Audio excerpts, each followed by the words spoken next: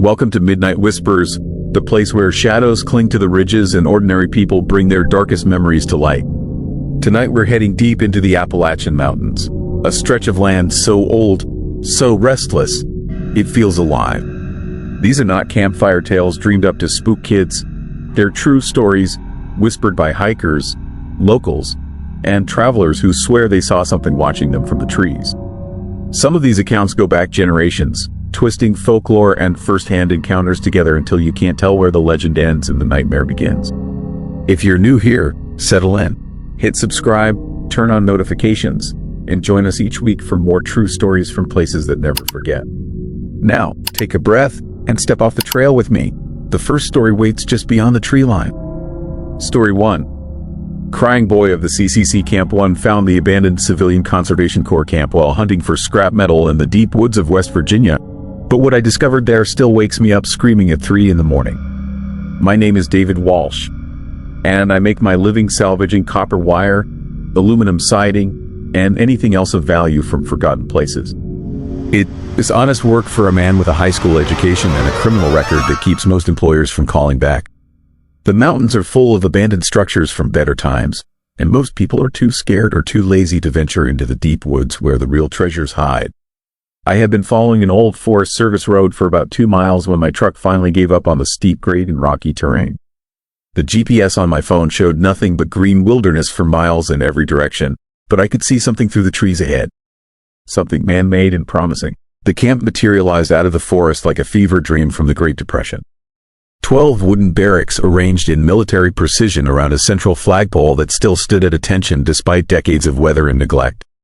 The buildings were in surprisingly good condition, their tar paper roofs mostly intact and their walls still bearing faded signs painted in the block letters that screamed 1930s government efficiency. I had hit the jackpot. CCC camps were gold mines for scrap hunters.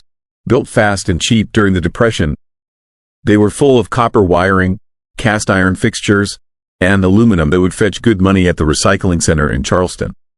The remoteness of this particular camp meant I was probably the first person to find it since the workers packed up and left sometime in the late 30s.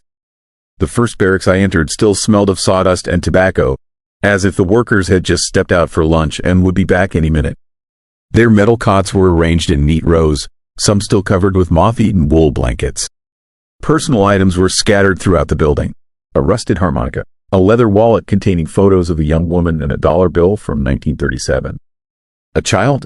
This wooden toy truck with one wheel missing. That should have been my first warning. The CCC was a work program for unmarried men between 18 and 25. Families were not allowed in the camps. Children were definitely not supposed to be there. But the toy truck was just the beginning. As I moved through the barracks collecting anything valuable, I found more evidence of young lives that officially never existed.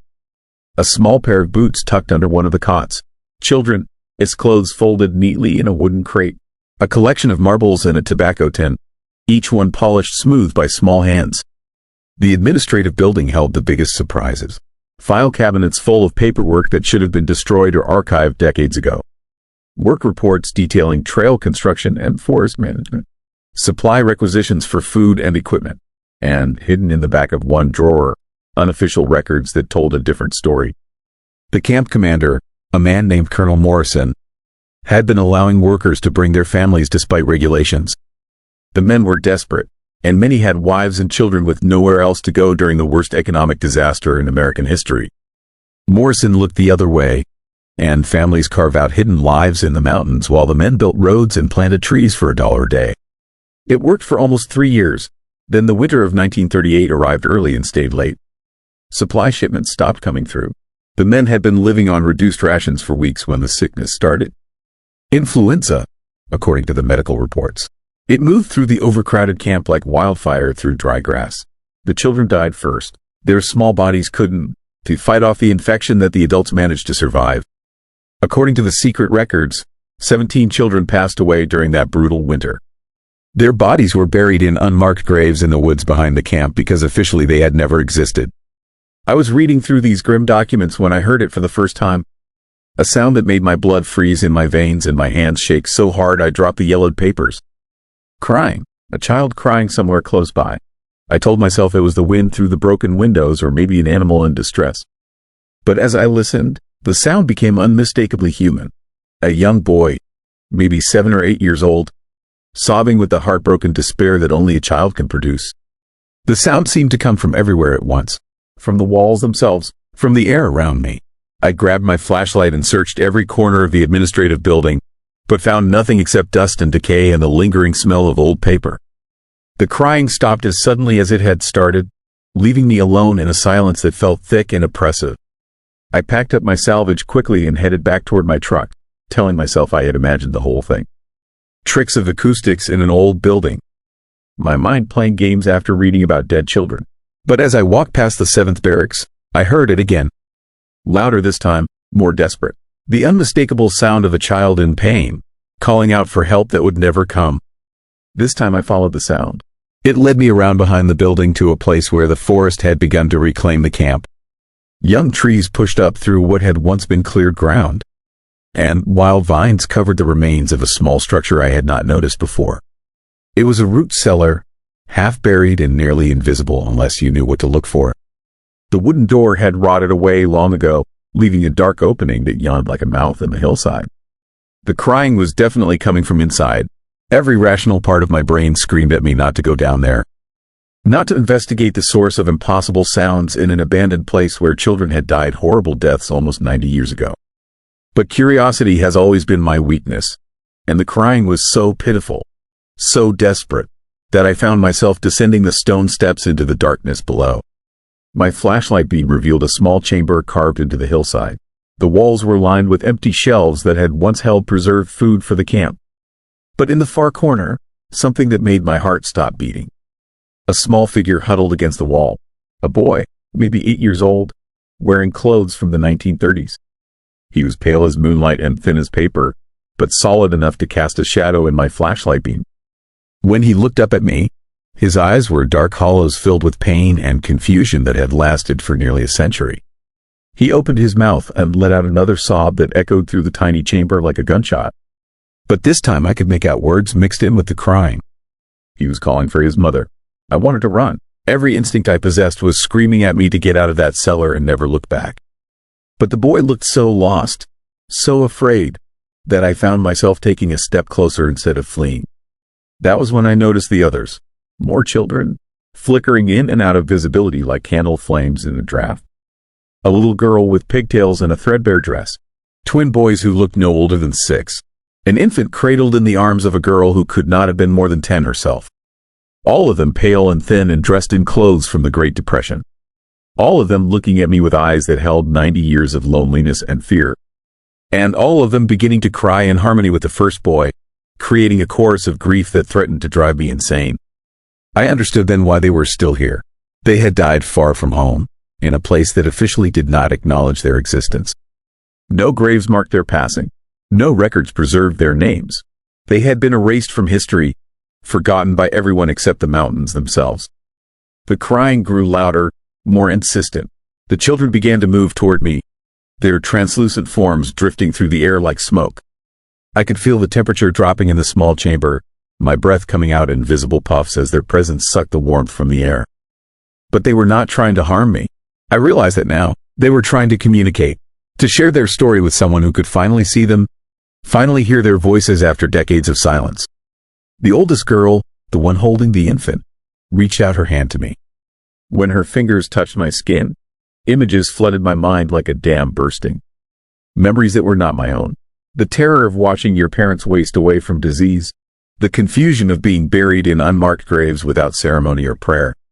The endless years of waiting for someone to remember, someone to care. They showed me where they were buried. A small clearing about 50 yards from the root cellar, now overgrown with blackberry vines and young oak trees. 17 small graves marked only by stones that had shifted and scattered over the decades. When the vision ended, I found myself alone in the cellar again. The children had vanished, leaving behind only the lingering smell of wood smoke and the echo of their crying. But I knew what I had to do. I spent the rest of that day and most of the next clearing the burial ground. I used my bare hands to pull away the vines and undergrowth, revealing the scattered stones that marked each tiny grave. Then I arranged them properly, creating small cairns that would stand as monuments to lives that had been forgotten by history. As I worked, I felt watched. Not menacingly, but hopefully. Like the children were waiting to see if I would really follow through, if I would give them the recognition they had been denied for so long. When I finished, I said a prayer over each grave. I did not know their names, but I spoke to them anyway, telling them they were remembered now, that someone finally knew they had existed and mattered. The crying stopped that day. I have been back to the camp several times since, but the children have never appeared again. The oppressive sadness that hung over the place like fog has lifted, replaced by something that feels almost like peace. I reported the burial ground to the State Historical Society, claiming I had found it while researching CCC camps for a college paper. They sent a team of archaeologists who confirmed the graves and eventually erected a small memorial plaque acknowledging the children who died there during the harsh winter of 1938. But sometimes, late at night when the wind is just right, I still think I can hear them. Not crying now, but laughing, playing games in the eternal summer of whatever place finally claimed them when their earthly vigil ended. I kept the toy truck I found in that first barracks. It sits on my kitchen table now, a reminder that some things are more valuable than copper wire or aluminum siding. Sometimes the greatest treasure you can find in forgotten places is not something you can sell, but something you can heal. Story 2. Thing in the clouds. The National UFO Reporting Center has 57 documented sightings in our county alone. What they don't have is my report, because some things are too dangerous to put in official databases. My name is Lieutenant Jim Bradshaw, Tennessee Highway Patrol. 15 years of service, decorated officer, never missed a day of work until 3 weeks ago. That is when I saw something over the Smoky Mountains that changed everything I thought I knew about what flies in our skies. It started with a routine traffic stop on Highway 321, just outside Gatlinburg. Tourist season was winding down, and I was working the night shift, keeping an eye on drunk drivers heading back from the Strip. Normal October evening in East Tennessee. Cool air rolling down from the mountains. Stars so bright you could read by them. That is when dispatch crackled to life with the strangest call I'd ever heard. Multiple witnesses reporting a large aircraft moving erratically over Cataract Falls.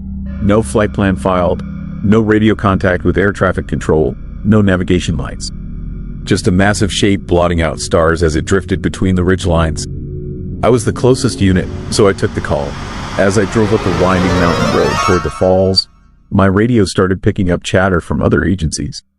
Park Service rangers, Sevier County deputies, even some Forest Service personnel were all reporting the same thing. Something big was flying over the mountains. Something that shouldn't exist. The first visual contact came as I rounded Dead Man's Curve, about 5 miles from the falls overlook. Through my windshield, I could see a faint glow emanating from behind the tree line. Not the warm yellow of flares or the harsh white of searchlights, but something else entirely. A cold, blue-green radiance that seemed to pulse with its own rhythm. I pulled into the parking area at Cataract Falls and stepped out of my patrol car. The night was absolutely silent. No insects, no wind, no sound of rushing water from the falls below. Even my radio had gone dead, producing nothing but static when I tried to contact dispatch. That is when I saw it clearly for the first time. The craft was enormous, easily the size of a football field, hovering maybe 200 feet above the valley floor. It wasn't shaped like any aircraft I'd ever seen. More like a massive triangle with rounded edges, covered in what looked like metallic scales that rippled and shifted in the strange light it was producing.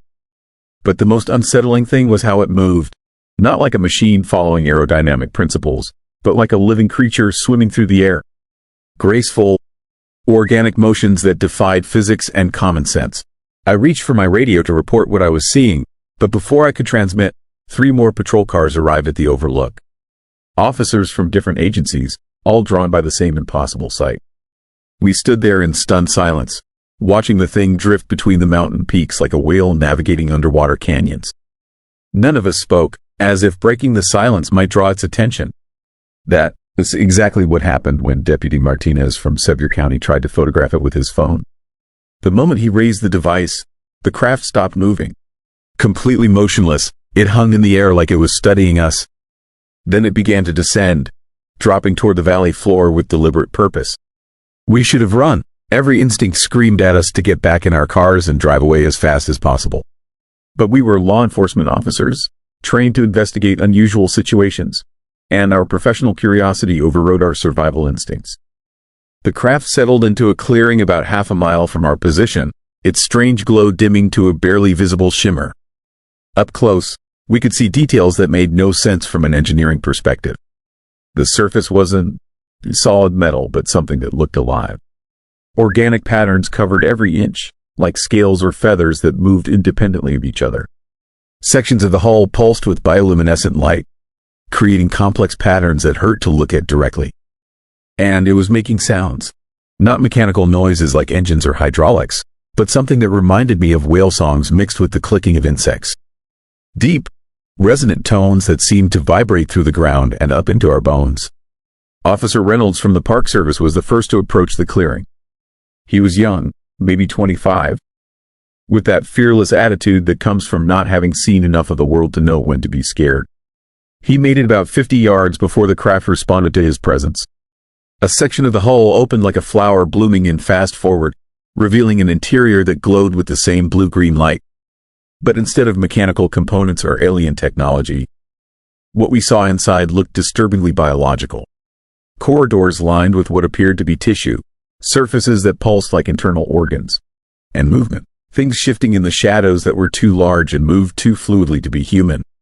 Reynolds stopped advancing, his hand moving instinctively toward his weapon. That's when we heard the first scream. Not from Reynolds, but from inside the craft. A human scream, muffled by distance and what sounded like liquid. Then another scream, and another, until the night air was filled with the sound of people in unimaginable agony. Reynolds turned and ran back toward our position, his face white with terror. Behind him, shapes began emerging from the opening in the craft, his hull. Not walking or crawling, but flowing like liquid taking temporary form. They were roughly humanoid but wrong in every detail. Too tall, too thin, with limbs that bent in impossible directions. Their skin had the same scaled texture as the craft, reflecting the strange light in patterns that created optical illusions. When they moved, they left trails of luminescent fluid that dripped from their forms like radioactive sweat. But the worst part was their faces, almost human, but stretched and distorted, with eyes that were black pits reflecting no light at all. When they opened their mouths, we could see rows of needle-sharp teeth and throats that seemed to extend far deeper than any human anatomy would allow. They began moving toward us with that same fluid grace we observed in the craft, his flight patterns. Not running, but covering ground with impossible speed, their forms shifting and adapting to the terrain like living water. That's when training finally overcame shock, and we ran. I made it back to my patrol car and hit the ignition, but the engine wouldn't turn over. None of our vehicles would start. The things had done something to disable our electronics, trapping us at the overlook with nowhere to run except deeper into the mountains. Deputy Martinez shouted that we should head for the hiking trail leading down to the falls. At least we have cover in the forest, maybe places to hide until dawn. It seemed like our only option, so we abandoned the cars and plunged into the darkness between the trees. The trail was treacherous in the dark, full of roots and loose stones that threatened to send us tumbling down the mountainside. Behind us, we could hear our pursuers moving through the forest with terrifying efficiency. They didn't seem hindered by the darkness or rough terrain, flowing between the trees like they were navigating familiar territory. Worse, they were making sounds. Not the whale song tones we heard from the craft, but something that sounded like attempts at human speech. Distorted words in voices that mimicked the officers they were chasing. I heard my own name called out in a voice that was almost mine, but not quite right. The pitch was too high, the intonation wrong, like a recording played back through damaged speakers. Officer Reynolds had pulled ahead of the group, his youth and fitness giving him an advantage on the difficult trail. But when we reached the first switchback, he was waiting for us with an expression of pure terror. The trail ahead was blocked, not by fallen trees or rock slides, but by more of the creatures. They'd somehow gotten ahead of us, cutting off our escape route and forcing us deeper into the valley. We were being herded, driven like cattle toward some destination they'd chosen for us. The only option was to leave the trail and try to navigate the rough terrain toward the base of the falls. At least there we have water between us and our pursuers, maybe a chance to swim across to the other side of the valley. But as we stumbled through the underbrush, crashing through deadfall and thorny bushes, I began to understand the true scope of what we were dealing with. The creatures weren't just hunting us. They were studying us, learning our movements, our behavior patterns, our responses to fear and stress. Every time we changed direction or found a new hiding spot, they adjusted their pursuit accordingly. This wasn't their first time hunting humans in these mountains. We reached the base of Cataract Falls just as the moon set, plunging the valley into absolute darkness. The sound of rushing water should have been comforting, but instead it masked the approach of our pursuers.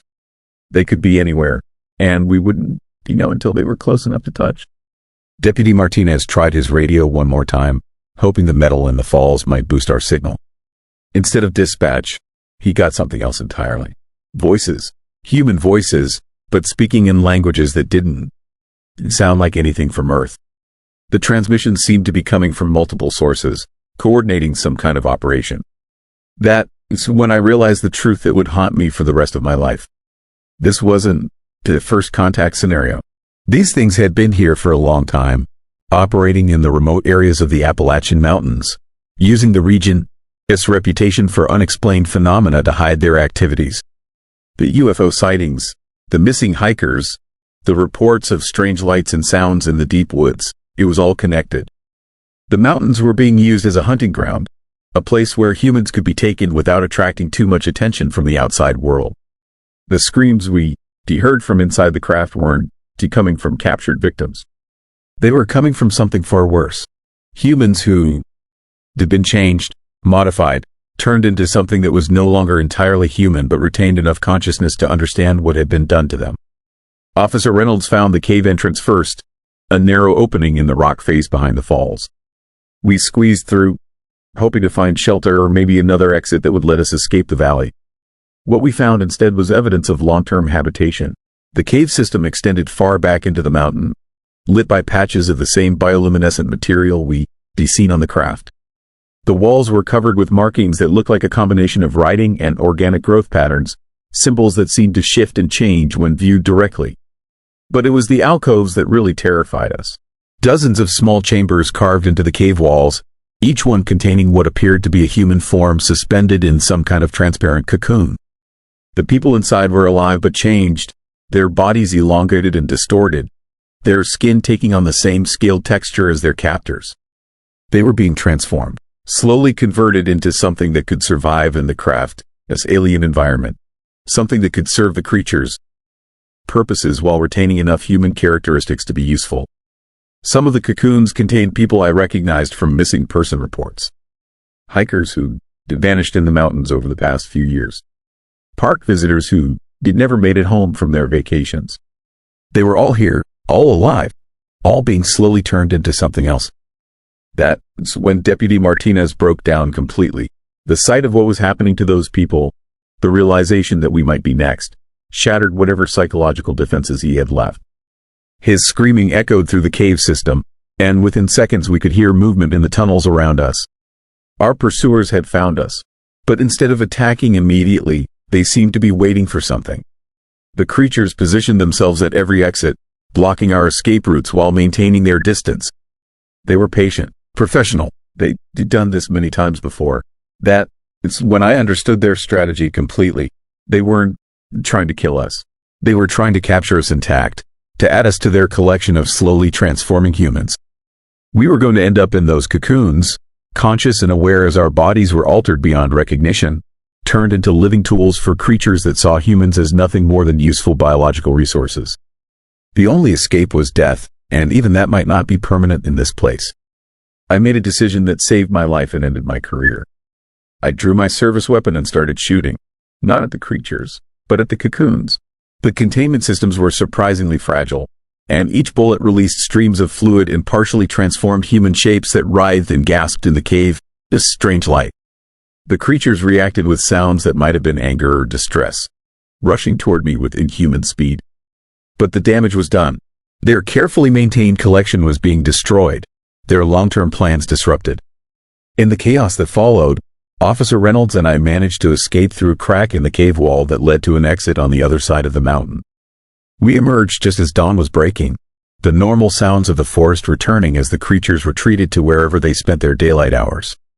Our patrol cars were where we left them, but they still wouldn't start.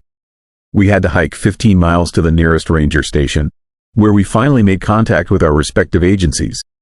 The official report blamed our experience on exposure, dehydration, and possible hallucination caused by natural gas seepage from the cave system.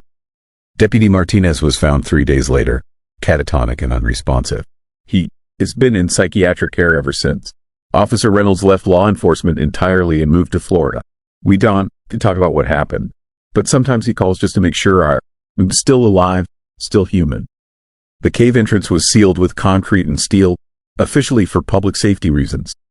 The area around Cataract Falls has been temporarily closed to hiking and camping, though no official explanation has been given. But the creatures are still out there. The UFO sightings continue, and people still go missing in remote areas of the Appalachian Mountains. The National UFO Reporting Center keeps collecting reports, filing them away in databases that no one in authority seems to take seriously. That is probably for the best, because the truth about what is hiding in these mountains, what has been using our wilderness areas as hunting grounds and experimental laboratories, would cause panic on a scale that would make COVID lockdowns look like a minor inconvenience. Some things are too dangerous to put in official reports. Some truths are too terrible to share with the general public. But every night when I look up at the stars over the Tennessee hills, I wonder how many of those lights are actually stars, and how many are something else entirely, waiting for the right moment to descend into the valleys and continue their work. The thing in the clouds, ISN, to God, it's just waiting for us to forget, to let our guard down, to venture back into the places where humans aren't supposed to go. Stay out of the remote areas. Don't go hiking alone. And if you see lights in the sky that move wrong, turn around and drive away as fast as you can. Because some encounters change you forever, and not always in ways that leave you human. Story 3. Cursed Book of the Bell Witch. I bought the Bell Family Journal at an estate sale in Tennessee for $12, and within a week it had destroyed everything I thought I knew about reality. My name is Robert Hayes, and I make my living as an antique book dealer, specializing in American historical documents. I had driven down to Adams County to look through the estate of a woman named Martha Cunningham, whose family claimed to have lived in the area since the early 1800s. The house was old money Southern Gothic, complete with wraparound porches and enough dust to bury a small town. Most of the books were worthless. Romance novels from the 50s, cookbooks with pages stuck together by decades of kitchen grease, and religious texts that had been read so many times the spines had cracked beyond repair. But tucked away in the back of a wardrobe, wrapped in oilcloth like a precious relic, I found something that made my pulse quicken. A leather-bound journal with pages yellowed by age and a cover worn smooth by countless hands. The first page, written in fading brown ink, bore the inscription, "Property of John Bell, Jr., Adams County, Tennessee, 1820. Below that, in different handwriting, "May God forgive us for what we have brought into this world." I knew the name immediately. Every collector of American folklore has heard of the Bell Witch, the malevolent spirit that supposedly tormented the Bell family in the early 19th century. The story had been told and retold so many times it had become legend, but here was potential evidence that it had been more than just frontier superstition. The seller, an elderly man who introduced himself as Martha's nephew, seemed eager to get rid of the journal. His hands shook when he handled it, and he kept glancing toward the shadows as if something might be watching from the corners of the room. He accepted my offer of $12 without negotiation, practically shoving the book into my hands before stepping back like it might bite him. As I wrapped it carefully in tissue paper, he leaned in close and whispered something that I dismissed as the ramblings of a superstitious old man. "The witch follows the book," he said. "Always has, always will." I drove back to my shop in Nashville with the journal on the passenger seat beside me, my mind already racing with possibilities. If the journal was authentic, it could be worth thousands to the right collector. If it contained first-hand accounts of the Bell Witch phenomena, it would be the find of a lifetime. My shop occupied the ground floor of a converted Victorian house in the historic district. I lived in the apartment upstairs, surrounded by the musty smell of old paper and the comforting presence of books that had outlived their original owners. It was a solitary life, but I preferred it that way. Books were predictable. People were not. I spread the journal open on my desk under a bright lamp and began to read. The entries started in March of 1820, written in the careful script of a man who had received a formal education. John Bell, Jr. wrote about his family's farm, the weather, and the daily struggles of frontier life. Normal things that painted a picture of ordinary people living ordinary lives. Then, in April, the entries began to change. Bell wrote about strange sounds in the night, scratching in the walls that seemed to follow no pattern or source. His young sister Betsy complained of something pulling her hair while she slept. Objects moved on their own when no one was watching. Food spoiled overnight despite being fresh the day before. The handwriting became more erratic as the months passed, the neat script deteriorating into desperate scrawls. Bell described an invisible presence that seemed to take particular pleasure in tormenting his family. It whispered obscenities in the darkness. It threw stones that appeared from nowhere. It spoke in voices that belonged to no living person. But it was the final entries, written in what appeared to be different ink, that made my blood run cold.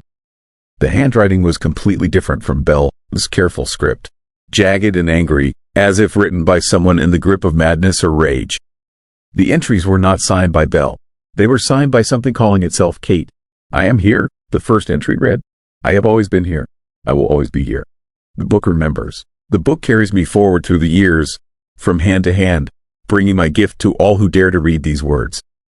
I closed the journal with trembling fingers, telling myself it was a hoax. Someone had added the final entries to make the book seem more authentic, more valuable to gullible collectors. But the ink looked as old as the rest of the journal, and the paper showed no signs of tampering. That night, I was awakened by scratching sounds coming from downstairs in the shop. I grabbed a baseball bat and crept down the stairs, my heart hammering against my ribs. The sound seemed to come from everywhere at once, like dozens of fingernails dragging across wood and metal. I flipped on the lights and found chaos. Books had been pulled from their shelves and scattered across the floor. My desk drawers had been yanked open and their contents dumped in random piles. In the center of it all, the Bell journal lay open to the final page, where fresh words had appeared in that same jagged handwriting. Welcome, Robert. I have been waiting for you. I told myself it was a break-in. Someone had followed me home from the estate sale. Someone who wanted the journal back. But nothing was missing except my peace of mind. And the security cameras I checked the next morning showed nothing but empty rooms and moving shadows that had no source. The phenomena escalated over the following days. Cold spots appeared throughout the house with no explanation. My coffee mug would slide across the counter when I was not looking. The journal would appear in different rooms despite my locking it in a safe. But the worst part was the voice. It started as whispers so quiet I thought they might be the settling of the old house or the hum of electrical appliances. But gradually the whispers became clearer, more distinct. A woman's voice, cultured and smooth, speaking words that made my skin crawl. She called herself Kate, just like in the journal entries. She claimed to be the same entity that had tormented the Bell family 2 centuries ago, now attached to their written account of her activities. She had followed the journal from owner to owner, bringing misery and madness to anyone who dared to read her story. I tried to get rid of the book. I offered it to other dealers. But something always went wrong. Potential buyers would change their minds at the last minute. Shipping attempts would fail when packages disappeared in transit. One collector who expressed serious interest died in a car accident on his way to see the journal. Kate laughed when I told her I was going to burn the book. Her laughter echoed through the house like breaking glass, coming from everywhere and nowhere at once. She explained that she had tried burning before, many times over the decades. The journal always survived, protected by forces beyond human understanding. The entity began to manifest more physically as the weeks passed. I would catch glimpses of a woman in period dress standing in doorways or reflected in mirrors. She was beautiful in an otherworldly way, with pale skin and dark eyes that seemed to hold centuries of malice. Her pranks became more vicious. She shattered every mirror in the house during a single night. She turned all the food in my refrigerator rotten and covered it with insects that seemed to appear from nowhere. She wrote messages on the walls in what looked like blood but smelled like sulfur. But the worst torment was psychological. Kate knew things about my past that no living person could know. She whispered my childhood fears in the darkness. She reminded me of every mistake I had ever made, every person I had hurt, every opportunity I had wasted. She promised that she would never leave, that I would spend the rest of my life as her plaything. I began to understand why the Bell family had eventually fled their farm. Why every subsequent owner of the journal had either died young or disappeared entirely. Kate was not just a ghost or a poltergeist. She was something older and more malevolent, a force that fed on human suffering and grew stronger with each new victim. The breaking point came on a Tuesday night in November. I had not slept properly in days. surviving on coffee and terror. Kate had been particularly active, throwing books around the shop and writing obscenities on the walls in languages I did not recognize. She stood beside my chair, close enough to touch, her pale dress rustling with movement that created no sound. When she smiled, her teeth were too sharp and too white, like those of a predator who had been waiting patiently for the right moment to strike. She leaned in close, her cold breath against my ear, and whispered the thing that finally broke my sanity. She told me that I was not her first robber, that there had been others before me, other book dealers who had found the journal and tried to profit from her misery.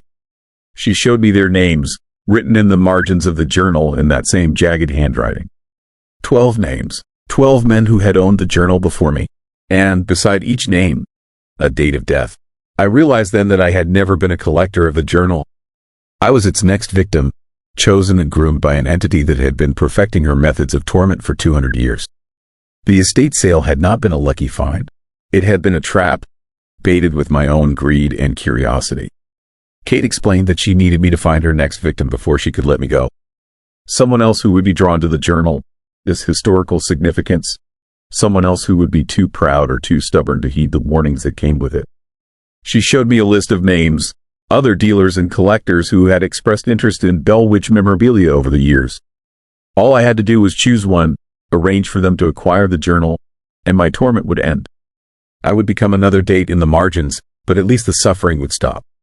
I chose Dr. Amanda Foster, a professor of American folklore at Vanderbilt University who had published papers on supernatural phenomena in Tennessee history. She had contacted me months earlier asking about any Bell Witch materials that might come through my shop. I called her the next morning, my voice steady despite the trembling in my hands. I told her about the journal, described its potential historical value, and offered it to her at a price too good to refuse. She agreed to meet me that afternoon, excitement clear in her voice. Kate watched me make the call, her expression shifting from malevolent satisfaction to something that might have been respect. She had broken another victim, added another name to her collection. But as I hung up the phone, I realized that she had made one critical error in her centuries of manipulation. She had shown me the pattern, the method, the cycle that had sustained her for generations. Instead of meeting Dr. Foster at my shop, I drove to the university and found her in her office. I handed her the journal wrapped in brown paper, but I also gave her something Kate had not expected me to share. The truth, all of it, the voices, the manifestations, the names in the margins, and the cycle of victims that stretched back 200 years. I told her about Kate, its methods, her weaknesses, and most importantly, how the curse could be broken. Dr. Foster listened without judgment, taking notes and asking questions that showed she understood the historical significance of what I was describing. She had spent her career studying supernatural phenomena, and she had theories about entities like Kate that I had never considered. The key was recognition, she explained. Kate fed on the fear and isolation of her victims. She grew stronger when they suffered in silence, when they became complicit in perpetuating her cycle of revenge. But if her story was told openly, if her methods were exposed to academic scrutiny, she would lose the power that secrecy provided. We wrote everything down, every detail of my experience, every manifestation, every word Kate had whispered in the darkness. We published it as a paper in the Journal of American Folklore, complete with photographs of the journal pages and a detailed history of its previous owners. Kate was furious. The house shook with her rage as our paper gained attention from researchers and paranormal investigators around the world. But her anger was mixed with something else, something that might have been fear. The journal became the subject of study rather than a tool of manipulation. Researchers handled it under controlled conditions, protected by knowledge and preparation. Kate's attempts to terrorize them failed because they understood what they were dealing with. Within months, the manifestations began to weaken. Kate's voice became fainter, her physical appearances less frequent. The journal's pages started to crumble, as if the entity's departure was finally allowing 2 centuries of decay to catch up. The last entry appeared on a night when winter wind howled through the streets of Nashville. Written in handwriting that was barely legible, it contained only 2 words, I fade. The journal crumbled to dust the next morning, leaving behind nothing but a pile of organic material and the lingering smell of sulfur. Kate was gone, her 200-year reign of terror finally ended by the simple act of bringing her secrets into the light. I kept Dr. Foster, this business card on my desk as a reminder of what I had learned. Some curses can only be broken by refusing to participate in them. Some monsters can only be defeated by sharing their stories rather than keeping them secret. And sometimes, the most dangerous thing you can buy for $12 is not a cursed artifact, but the silence that surrounds it. Story 4. Melungeon Curse of Newman. This ridge I found my great-grandfather. This journal 3 days after I inherited his house. And now I understand why my family never talks about our past. Some secrets are buried for good reason, but the dead have a way of making sure the truth eventually surfaces. My name is Tom Whitaker, and I am a real estate appraiser from Knoxville. I thought I knew my family history until I discovered that leather-bound book hidden behind a false wall in the basement. The pages were yellow with age, filled with my great-grandfather, his careful handwriting dating back to 1923. What I read changed everything I thought I knew about the Whitakers and why we've been dying young for generations. The journal started with a simple entry about purchasing land on Newman S. Ridge in Hancock County, Tennessee. 140 acres of prime mountain property for a fraction of its worth. My great-grandfather, Samuel Whitaker, was proud of the deal he struck with the county courthouse. The previous owners had simply vanished, he wrote, leaving no forwarding address and no family to claim the property. The land reverted to the county, and Samuel swooped in with the winning bid. But as I read deeper, the real story emerged. Samuel hadn't bought vacant land. He stolen the ancestral home of a Melungeon family named the Goins who had lived on that ridge for over 200 years. The Melungeon people were one of the most mysterious groups in American history. Mixed-race families who settled in the remote mountains of Tennessee, Kentucky, and Virginia long before anyone kept proper records. They claimed to be Portuguese, or Turkish, or Cherokee, depending on who was asking and what would keep them safest. The truth was more complex. They were descendants of European settlers, escaped slaves, and Native Americans who had intermarried and created their own isolated communities in the high ridges where the government rarely bothered to look. Samuel's journal revealed what really happened to the Goins family. They hadn't vanished voluntarily. In the spring of 1922, Samuel had worked with corrupt county officials to forge documents claiming the family owed massive back taxes on land they owned for generations. When the Goins couldn't produce receipts for taxes that had never been properly assessed, the county seized the property and put it up for auction. The family patriarch, Melungeon Goins, was 93 years old and had been born on that ridge. His grandfather had cleared the first fields with his bare hands. They begged for more time, offered to work off the debt, pleaded with anyone who would listen. But Samuel and his partners in the courthouse had already decided the land would be theirs. On the day the sheriff came to evict them, something went wrong. Samuel's journal entry from June 15, 1922, was shaky, written in what looked like blood rather than ink. The Goins family had gathered in their ancestral home, 3 generations of people who had nowhere else to go. Samuel was there to take possession of his new property, but he found them in the main room, sitting in a perfect circle, holding hands. They were chanting in a language Samuel didn't recognize, words that seemed to twist the air and make the shadows move independently of their bodies. Melungeon Goins looked directly at Samuel as he spoke, and Samuel wrote that the old man, his eyes had turned completely black, like looking into deep water at night. The chanting stopped, and Melungeon spoke in English. He told Samuel that the land was soaked with the blood and tears of 7 generations of his family. That stealing it would call down a curse that would follow Samuel, this bloodline, until the debt was paid in full. That every Whitaker who lived on stolen ground would know suffering, would watch their children die young, would hear the voices of the displaced calling for justice in the darkness. Samuel laughed at what he called superstitious nonsense. But when he looked around the room again, the Goins family was gone. All of them. 23 people ranging from newborns to great-grandparents had simply vanished while he was listening to the old man speak. The front door was still locked from the inside. The windows were too small for adults to crawl through. They had disappeared as completely as if they had never existed. That should have been warning enough. But Samuel moved his family onto the ridge anyway. He built a new house on the foundation of the old Goins home, using stones from their family cemetery as building materials. He plowed under their ancestral garden and planted tobacco in soil that had been blessed by 7 generations of people who understood the mountains in ways he never would. The curse started working immediately. Samuel first child was born healthy but died in his sleep at 6 months old. The doctor found no cause of death, just noted that the baby's body was ice cold despite the warm summer night. Samuel's wife claimed she heard chanting coming from the baby's room in the hours before they found him, voices speaking words that sounded like the old Melungeon language her husband had described. Their second child lived to age 4 before wandering into the mountains during a family picnic and vanishing completely. The search parties found her clothing folded neatly on a stone that locals recognized as an old Melungeon prayer altar, but her body was never recovered. Samuel's wife swore she could hear the little girl laughing somewhere in the forest for months afterward, always just beyond the edge of hearing. The third child made it to 12 before he started sleepwalking. Every night, he would rise from his bed and walk to the old Goins family cemetery that Samuel had bulldozed to make room for his tobacco barn. The boy would stand among the broken headstones and speak to people who weren't there, carrying on conversations in a mixture of English and that strange chanting language. When Samuel tried to wake him, the boy would look at him with black eyes and speak in Melungeon's voice, reminding Samuel that the debt had not been paid. Samuel's journal entries became increasingly desperate as he documented the supernatural events plaguing his family.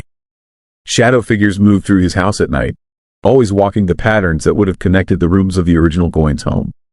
The sound of children playing echoed from empty fields where Melungeon kids had once run between the corn rows.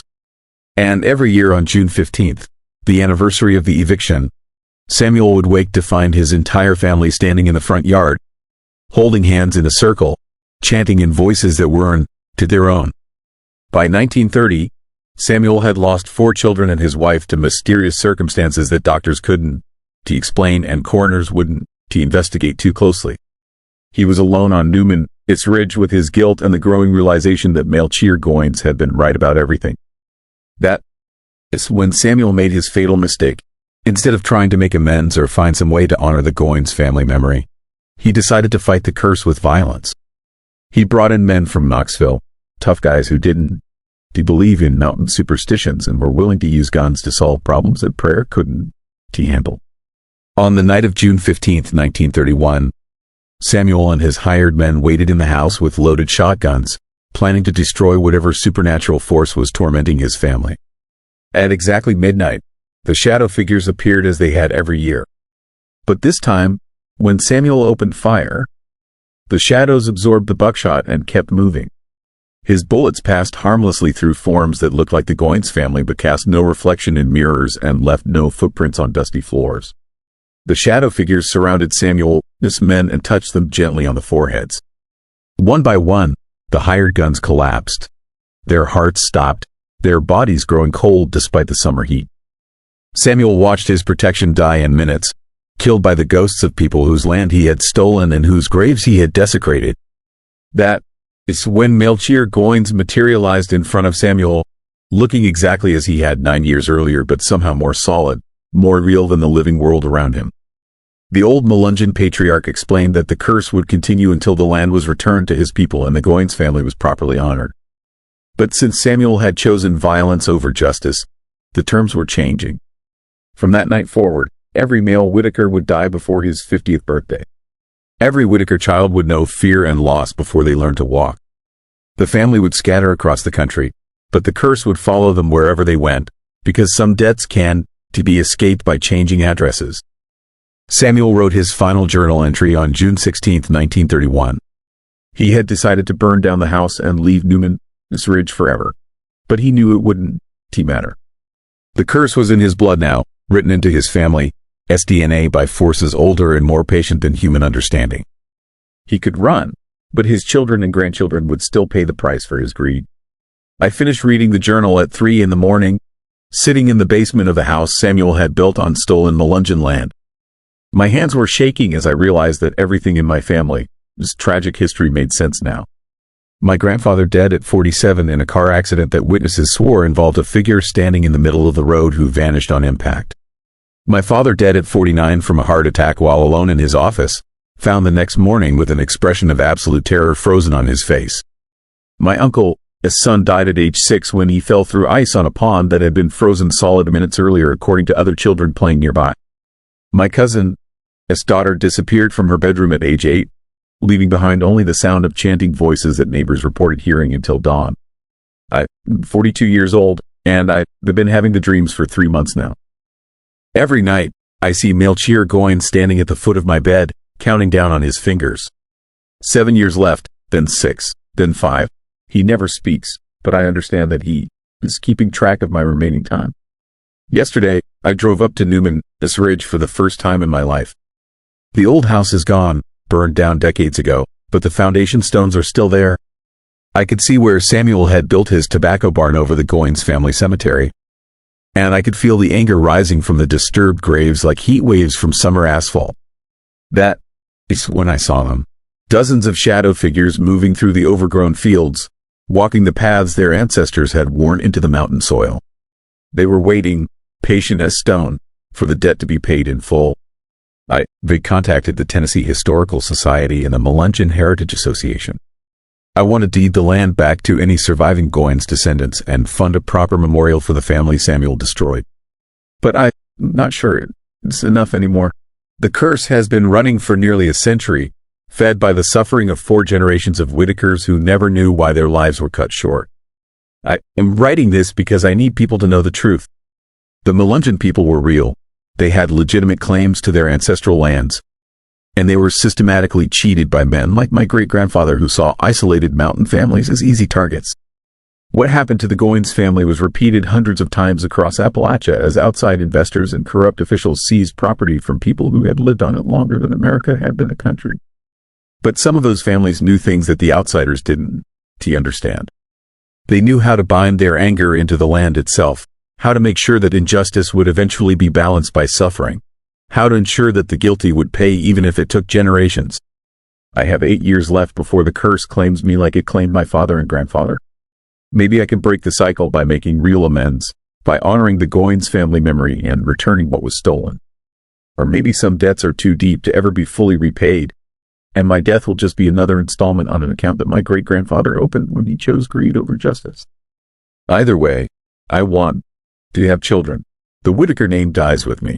Whatever happens after that is between the dead and whatever justice looks like in the mountains where some families have been waiting a very long time for the scales to balance. If you read driving through Hancock County and you see shadow figures in your headlights on Newman, S. Ridge, don't stop. Just keep driving and remember that the mountains have long memories and some curses are passed down like family heirlooms, growing stronger with each generation that refuses to acknowledge the truth. The Melungeon people never really left.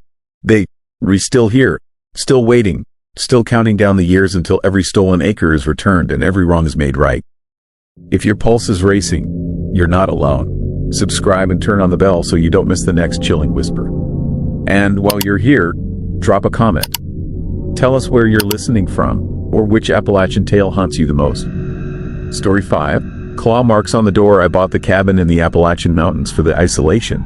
But what I found scratching at my door every night made me understand why the previous owners fled without taking their belongings. The real estate listing called it a steal. 40 acres of pristine wilderness in eastern Kentucky, complete with a 2-bedroom log cabin and a creek that ran year-round. The price was suspiciously low for such prime property, but the agent explained that the previous family had left suddenly for personal reasons and wanted a quick sale. I should have asked more questions. Should have wondered why personal belongings were still scattered throughout the house like the family had vanished mid-meal. Coffee cups sat unwashed in the sink. Children's toys lay abandoned on the living room floor. A half-finished crossword puzzle remained on the kitchen table, the pen still lying beside it as if someone had just stepped away. My name is Jake Morrison, and I work remotely as a software engineer. After years of cramped apartments and noisy neighbors, the idea of complete solitude appealed to me. No traffic, no sirens, just me, my laptop, and enough peace and quiet to finally finish the novel I had been writing for 3 years. The first week passed without incident. I settled into a routine of working during the day and exploring the property in the evenings. The forest was dense and old, filled with oak and maple trees that had been growing since before the Civil War. Game trails crisscrossed the hillsides, and I occasionally spotted deer drinking from the creek. It was on the 8th night that I first heard the scratching. I was reading on the couch when a sound made me look up from my book. Long, deliberate scrapes against the front door, like fingernails dragging across wood. But deeper, louder, the sound of something with claws trying to get inside. I grabbed a flashlight and opened the door, expecting to find a raccoon or maybe a black bear investigating the strange new smells. But the porch was empty. My flashlight beam revealed nothing but darkness and the faint outline of trees swaying in the night breeze. The scratching stopped the moment I opened the door. I examined the wood by flashlight and found fresh gouges in the door frame. Deep vertical lines that looked like they had been carved by something with claws the size of railroad spikes. Whatever had made those marks was powerful enough to dig into seasoned oak like it was soft pine. The next morning, I found footprints in the mud beside the porch. They were unlike anything I had ever seen. Larger than human feet but shaped wrong for a bear. The prints showed 5 distinct toes ending in claw marks, but the stride was too long and the gait too upright for any 4-legged animal. I called the local wildlife office and spoke to a ranger named Tom Bradley who had worked these mountains for 20 years. When I described the prints and the claw marks, his voice changed, became guarded and careful. He agreed to come take a look the next day. Bradley arrived in a state truck that had seen better decades, his weathered face grim as he examined the evidence. He measured the footprints, photographed the claw marks, and asked questions about what I had heard during the night. When he finished his investigation, he sat on my porch steps and stared into the forest for a long time before speaking. He told me that 3 families had lived in this cabin over the past 15 years. All of them had reported similar incidents. All of them had eventually packed up and left without explanation. The state had investigated multiple times. They had set up trail cameras, collected samples, and even brought in specialists from the university. But they had never found evidence of any known animal that matched the descriptions or the physical evidence. Bradley recommended that I consider relocating. He said it in the careful way that government employees use when they cannot officially acknowledge something but want to warn you anyway. I thanked him for his time but decided to stay. I had paid good money for the property, and I was not about to be chased away by some unknown animal, no matter how unusual its tracks might be. That decision almost cost me my life. The creature returned that night with a vengeance. The scratching started just after midnight and continued for hours. Long, steady scrapes that seemed to circle the entire cabin. Whatever was out there was testing every door and window, looking for a way inside. I huddled in the bedroom with my hunting rifle, listening to the sounds of something large and intelligent stalking around my home. Occasionally I would hear breathing. Deep, raspy inhalations that seemed too deliberate to be animal but too strange to be human. When morning came, I found that the scratching had carved new gouges in the wood siding all around the cabin. The creature had left prints in every patch of soft earth, creating a complete circuit around the building. But most disturbing were the prints near the windows. They showed that whatever was out there had stood upright to peer through the glass, looking for me inside. I should have left then. Should have packed my belongings and driven back to civilization while I still could. But pride and stubbornness kept me rooted in place. This was my property, my sanctuary. I would not be driven away by some unknown animal, no matter how large or persistent. The attacks escalated over the following nights. The creature began testing the structural integrity of the cabin, pushing against walls and trying to damage the foundation. I reinforced the doors with additional brackets and covered the windows with plywood, turning my peaceful retreat into a fortress. But the thing outside was learning, adapting. It began making sounds that were almost human, grunts that sounded like attempts at speech, vocalizations that seemed to be testing different tones and rhythms. On the 10th night, it spoke my name. The voice was rough and distorted, like someone gargling gravel, but the word was unmistakable. Jake. It called to me from the darkness beyond the walls, repeating my name in that horrible voice until I thought I might lose my sanity. How did it know my name? I had told no one in the area except the ranger, and he had sworn the conversation was confidential. But somehow this creature had learned my identity and was using it to terrorize me. I tried to call for help, but my cell phone had no signal this deep in the mountains. The landline in the cabin had been disconnected years ago. I was completely cut off from the outside world, alone with something that seemed to grow bolder and more intelligent with each passing night.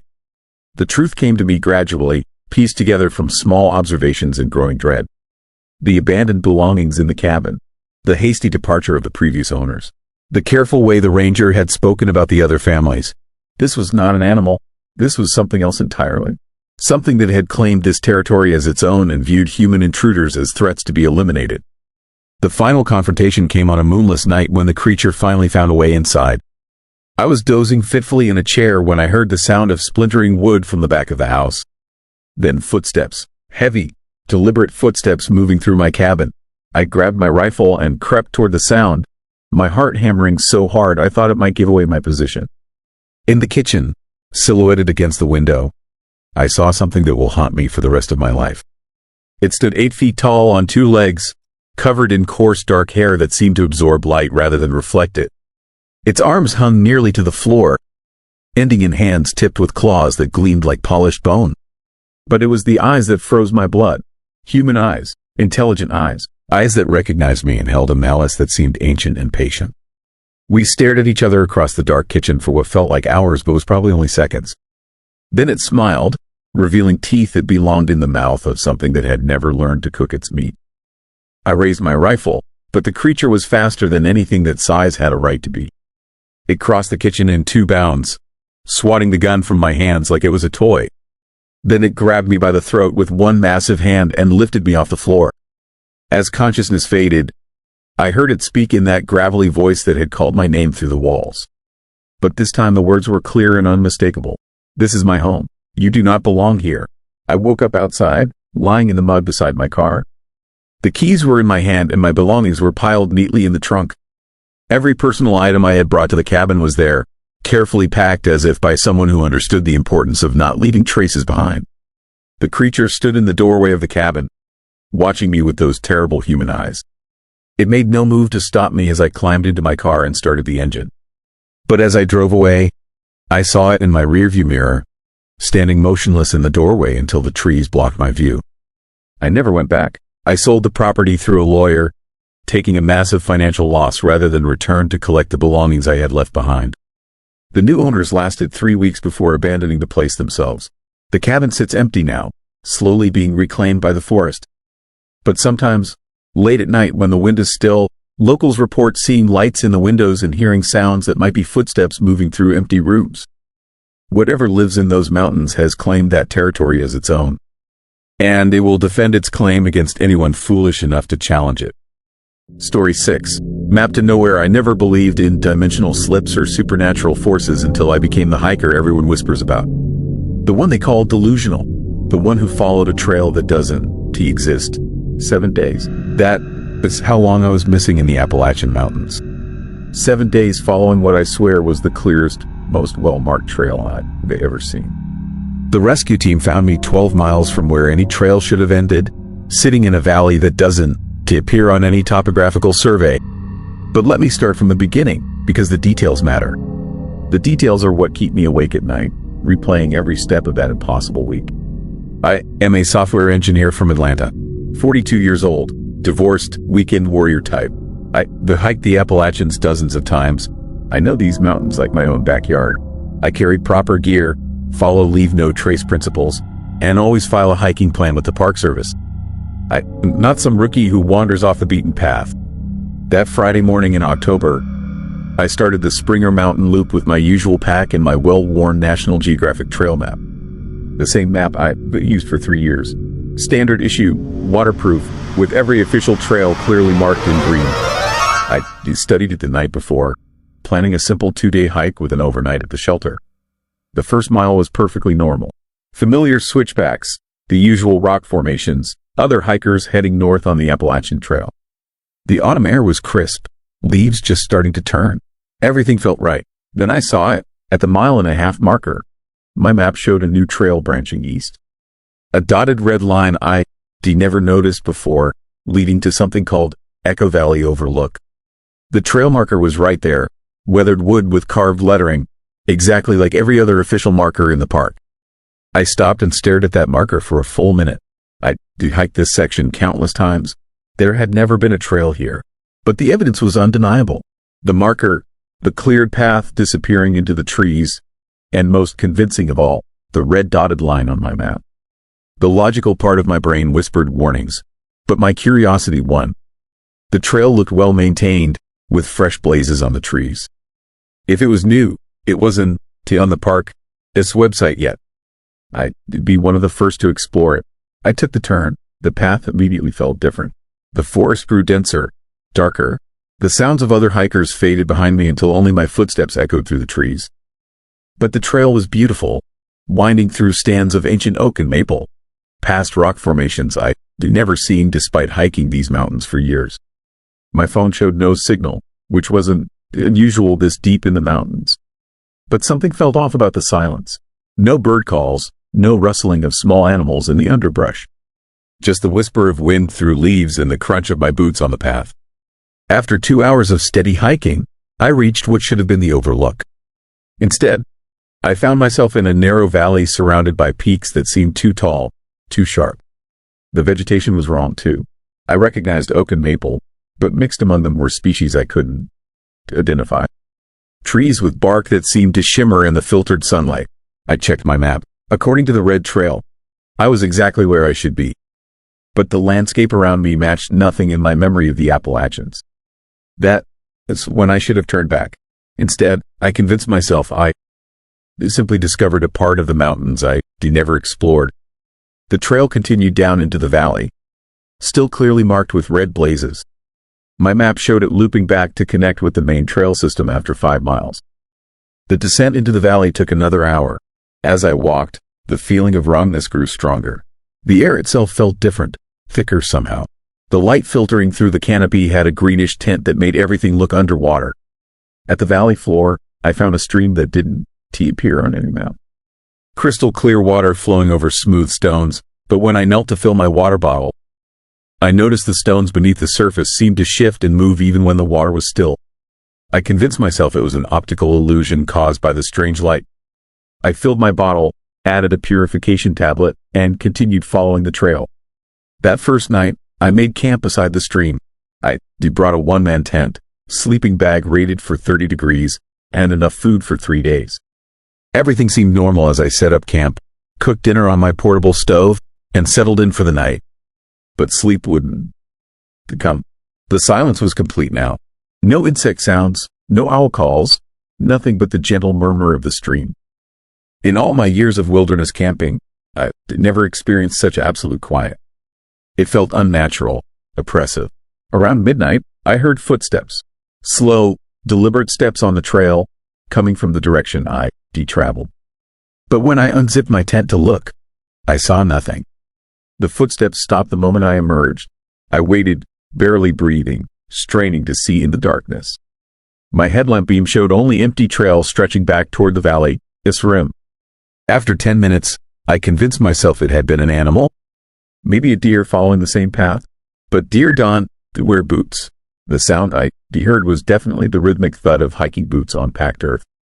Someone else was on this trail. Someone who had stopped when they realized I was listening. I spent the rest of the night awake, listening. The footsteps never returned.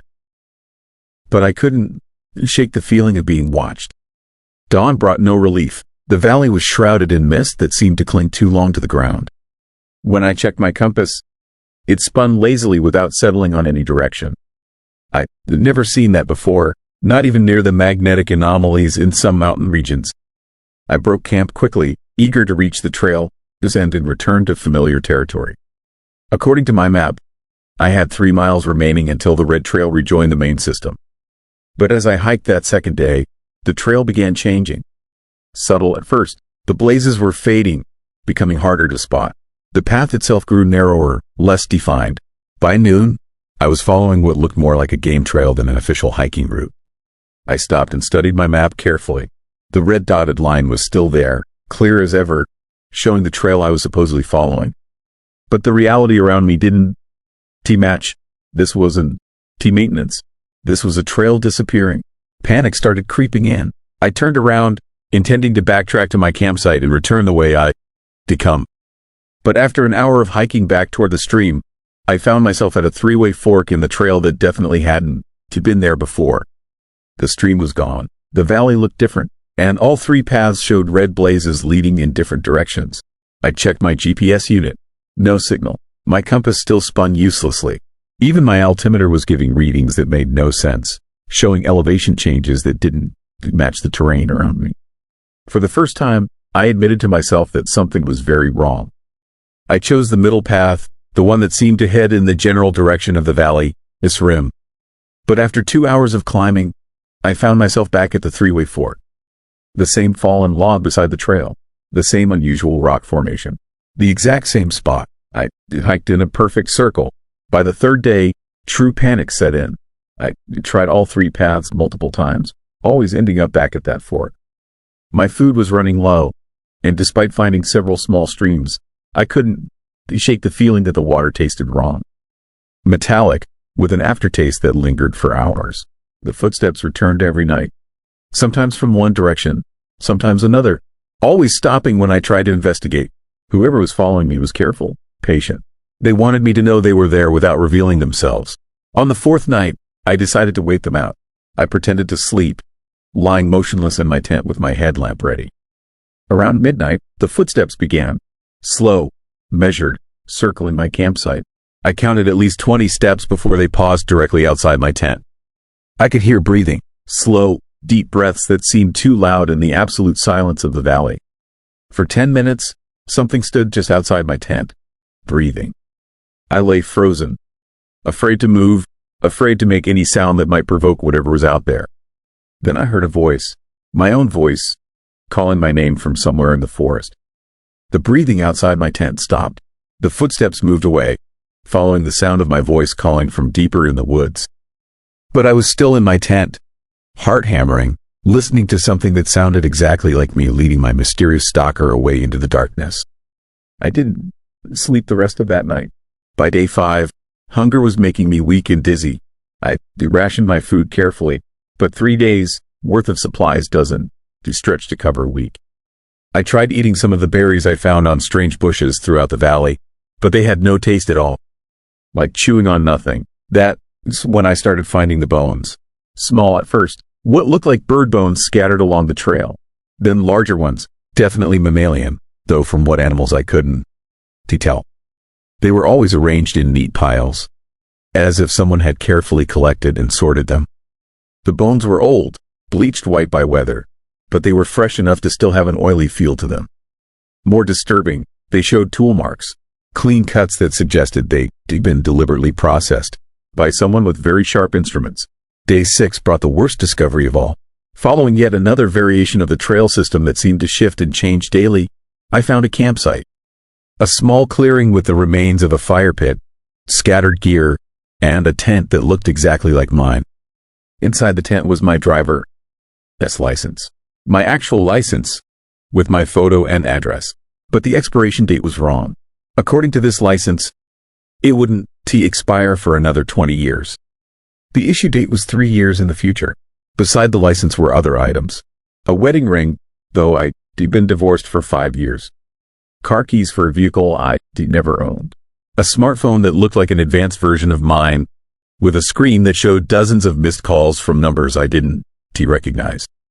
All of it was mine, but from a life I never lived.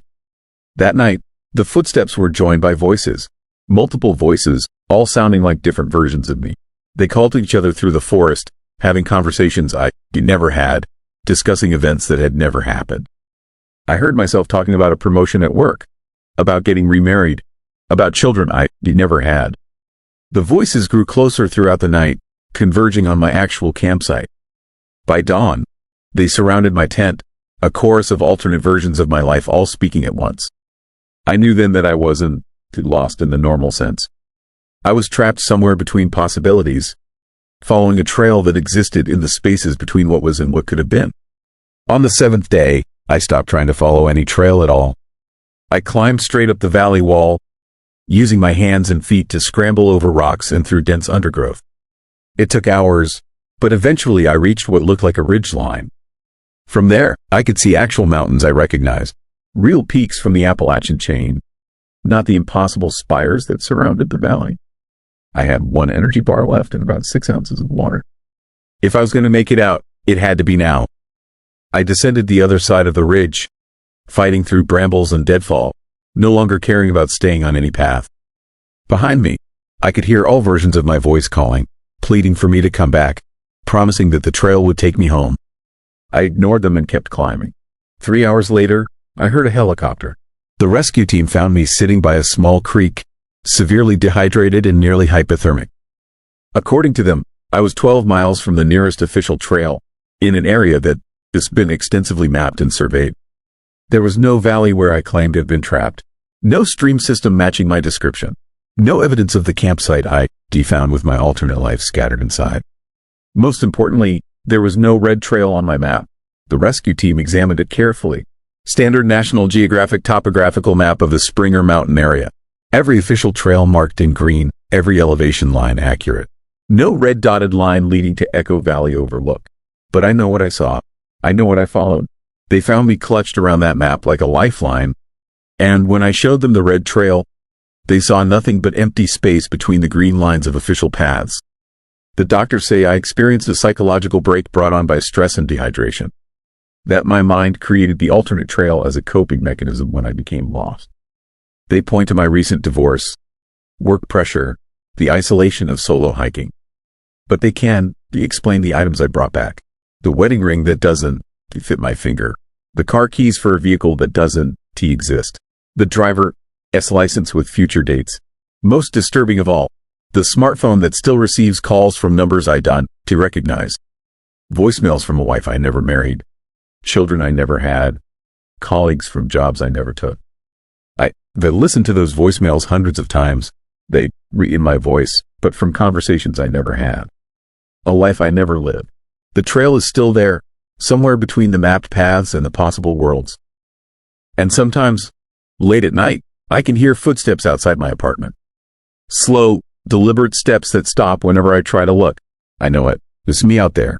Some version of me that never found the way home. Still following that red trail to nowhere. Story 7. Whispering Trees. The trees in Joyce Kilmer Forest know my name. They've been whispering it for 3 weeks now, ever since I made the mistake of camping alone in one of America's last old-growth forests. What I thought would be a simple weekend hike in the North Carolina mountains became something else entirely. Something that followed me home. I am a mechanical engineer from Charlotte, 40 years old, recently separated, looking for some peace in the wilderness after my world fell apart. Joyce Kilmer Memorial Forest seemed perfect. 400 acres of virgin woodland, some trees over 400 years old, untouched by logging or development. A place where you can still see what America looked like before we carved it up with roads and strip malls. The ranger at the visitor center was friendly enough, but I noticed something odd when I mentioned camping overnight. Her smile faltered for just a moment, and she asked twice if I was sure I wanted to stay after dark. When I pressed her about it, she just said the forest gets different at night. More active. I should have asked what she meant by active. The Joyce Kilmer Loop Trail is only 2 miles long, winding through massive tulip poplars and ancient hemlocks that tower over 200 feet high. Some of these trees were already giants when the first European settlers arrived. They'd seen centuries of history pass beneath their branches. That first afternoon felt magical. Shafts of sunlight pierced the canopy, illuminating patches of forest floor carpeted with moss and fallen leaves. The air itself felt different under those ancient trees. Heavier, more substantial, like breathing liquid gold. I understood why they called this place a cathedral. But cathedrals have their own kind of silence. And this forest was too quiet. I am an experienced hiker. I know forest sounds. Bird calls, rustling leaves, the scurry of small animals in the underbrush. But Joyce Kilmer was eerily still. No squirrels chattering in the branches. No woodpeckers drumming against bark. Just the whisper of wind through leaves high above. So faint it was barely audible. I made camp in a small clearing about a quarter mile off the main trail. Legal backcountry camping. Nothing wrong with my choice of spot. I set up my tent between 2 massive tulip poplars, their trunks so wide that 3 men holding hands couldn't to wrap around them. The bark was deeply furrowed, creating patterns that looked almost like faces in the fading light. As darkness fell, the silence grew oppressive. They camped in dozens of forests, but I never experienced anything like this. It was as if the entire ecosystem had gone dormant, waiting for something. That is when the whispering started. Faint at first, so quiet I thought it might be the wind moving through the canopy. But wind doesn't deform words, and after an hour of listening, I was certain I was hearing voices. Dozens of them, maybe hundreds, all speaking at once in hushed tones I couldn't quite understand. The voices seemed to come from the trees themselves, not from behind them or around them, but from within the wood, as if the ancient bark was somehow conducting sound from somewhere deep inside. I unzipped my tent and stepped outside. The whispering stopped immediately, leaving only that unnatural silence. I waited, barely breathing, straining to hear. Nothing, but the moment I retreated back into my tent, the voices resumed. For 3 hours, I played this game. The whispers would continue as long as I stayed inside, but the instant I tried to investigate, they would cease. Whatever was making those sounds knew when I was listening and when I wasn't. Around midnight, I heard my name, clear as day, spoken in a voice that sounded like my ex-wife Sarah, but with an odd echo, as if her words were being repeated by multiple speakers just slightly out of sync. The whisper came from the tulip poplar to my left, the one with bark that looked like a weathered face. I sat bolt upright in my sleeping bag. There was no way Sarah could be here. She was 300 miles away in Charlotte, probably asleep in the apartment we used to share. But I heard her voice as clearly as if she were standing right outside my tent. Then I heard my father, his voice, coming from the tree on my right. He'd been dead for 5 years, but there he was, whispering something I couldn't quite make out. The tone was urgent, as if he was trying to warn me about something. That's when I realized the whispers weren't too random. They were familiar voices, people from my life, all speaking from different trees throughout the forest. My mother, my brother, old friends, co-workers, even my childhood dog somehow given a human voice. But they were all saying things I couldn't understand, words that sounded almost like English but weren't quite right. Like hearing a conversation through water, distorted and strange. I didn't sleep that night. I sat in my tent, listening to the voices of everyone I'd ever known speaking in tongues from trees that had been alive since before America was a country. By dawn, I was convinced I was having some kind of breakdown. But when morning came and the voices finally stopped, I found something that changed everything. Carved into the bark of both tulip poplars were names. Hundreds of them, stretching up the trunks as high as I could see. Some looked fresh, cut deep into living wood. Others were old, the bark grown around them until they were barely visible scars. I recognized some of the names. People from my hometown, co-workers, high school classmates. And there, about 6 feet up the trunk of the left tree, was my own name carved in letters 4 inches tall. The carving looked old, weathered, as if it had been there for years. But I'd never been to this forest before. I'd never carved my name in any tree. I packed up camp and hiked back to the main trail, telling myself I imagined the whole thing. Stress from the separation, too much time alone in the woods, maybe some kind of altitude sickness even though Joyce Kilmer sits at barely 3,000 feet. But as I walked the loop trail back toward my car, I kept noticing more carved names. On every ancient tree, dozens of names cut into bark that had been growing for centuries. The carvings were everywhere once you knew to look for them, like a massive guest registry written in wood. And all of the names belonged to people who were still alive. At the trailhead, I asked the same ranger about the carvings. She gave me that same faltering smile and said she'd never noticed anything like that. But when I pressed her, she admitted that a lot of people reported strange experiences in the forest, especially overnight campers. She told me that Joyce Kilmer had been sacred to the Cherokee long before it became a memorial forest. They called it the place where spirits speak, and considered it a gateway between the world of the living and the world of the dead. The old trees were believed to hold memories, storing the voices of everyone who had ever walked beneath their branches. According to Cherokee legend, the oldest trees in the forest had grown so ancient and wise that they could speak. But they only spoke to those who were meant to hear them, those who were ready to join the memory of the forest. I drove back to Charlotte that Sunday, convinced I escaped whatever weirdness existed in those mountains. But the whispers followed me home. It started the second night back in my apartment. Faint voices coming from the houseplant Sarah had left behind. My small jade tree on the windowsill, the dying ficus in the corner, even the half-dead philodendron hanging in the kitchen. All of them whispered my name in voices I recognized but couldn't quite place. By the end of the first week, every tree in my neighborhood was talking to me. The oak outside my bedroom window, the maples lining the street, the ornamental pears in the apartment complex courtyard, all of them speaking in that same almost English, urgent and incomprehensible. I tried to ignore it, told myself it was stress, lack of sleep, residual trauma from the divorce. But the voices grew stronger every night, and I started to understand fragments of what they were saying. They were telling me stories of everyone who had ever touched them, walked beneath them, carved names in their bark. Memories absorbed through root and branch, held in rings of wood that marked each passing year. The trees were living libraries, recording the history of everyone they ever known. And they wanted me to add my story to their collection. 2 weeks after my camping trip, I drove back to Joyce Kilmer. I told myself I was going to prove that the name carvings were just vandalism, that I imagined my name being there. But when I reached the campsite where I spent that first night, I found something worse. My tent was still there. Not a tent like mine. My exact tent, set up in the same spot, with the same sleeping bag inside, the same backpack propped against the same tree. Everything exactly as I left it 3 weeks earlier, despite the fact that I packed it all up and taken it home. Inside the tent was a journal I never written, filled with entries in my handwriting describing weeks of camping in the forest. According to the journal, I never left. I'd been living under those whispering trees for months, adding my story to their endless collection of memories. The final entry, dated that morning, was just one sentence repeated over and over for 3 pages.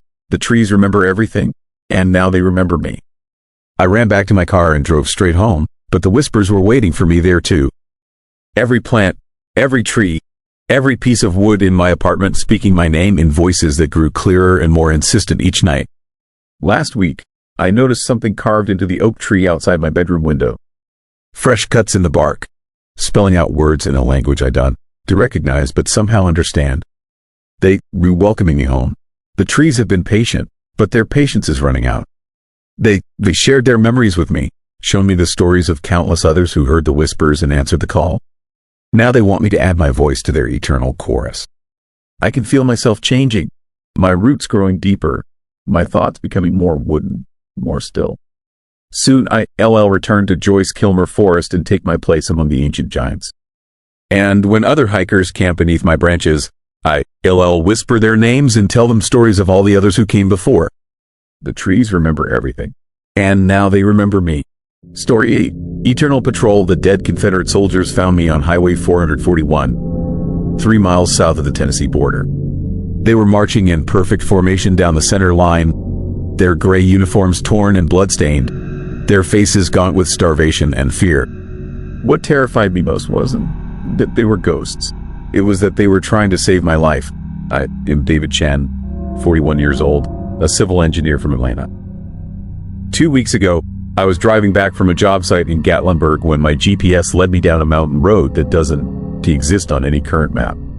What happened next has left me questioning everything I thought I knew about the Civil War, about death, and about the things that refuse to stay buried in the Appalachian Mountains.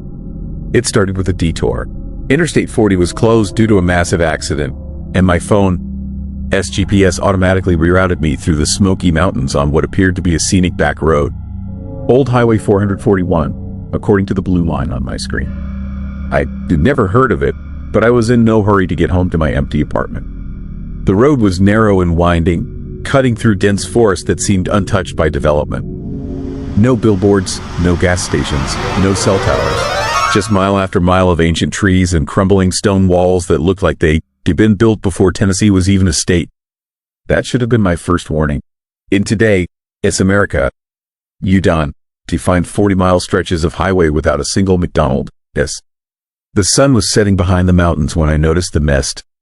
Thick, gray fog that seemed to be rising from the forest floor itself, swirling across the road in patterns that looked almost deliberate. My headlights barely penetrated 10 feet ahead, and I had to slow to a crawl. That's when I saw the first markers. Small wooden crosses stuck into the ground along both sides of the road. Dozens of them, maybe hundreds, disappearing into the fog-shrouded forest. Some had names carved into the wood. Others were blank. All of them looked old, weathered by decades of mountain weather. I pulled over at what looked like a scenic overlook, thinking I'd wait for the fog to clear before continuing.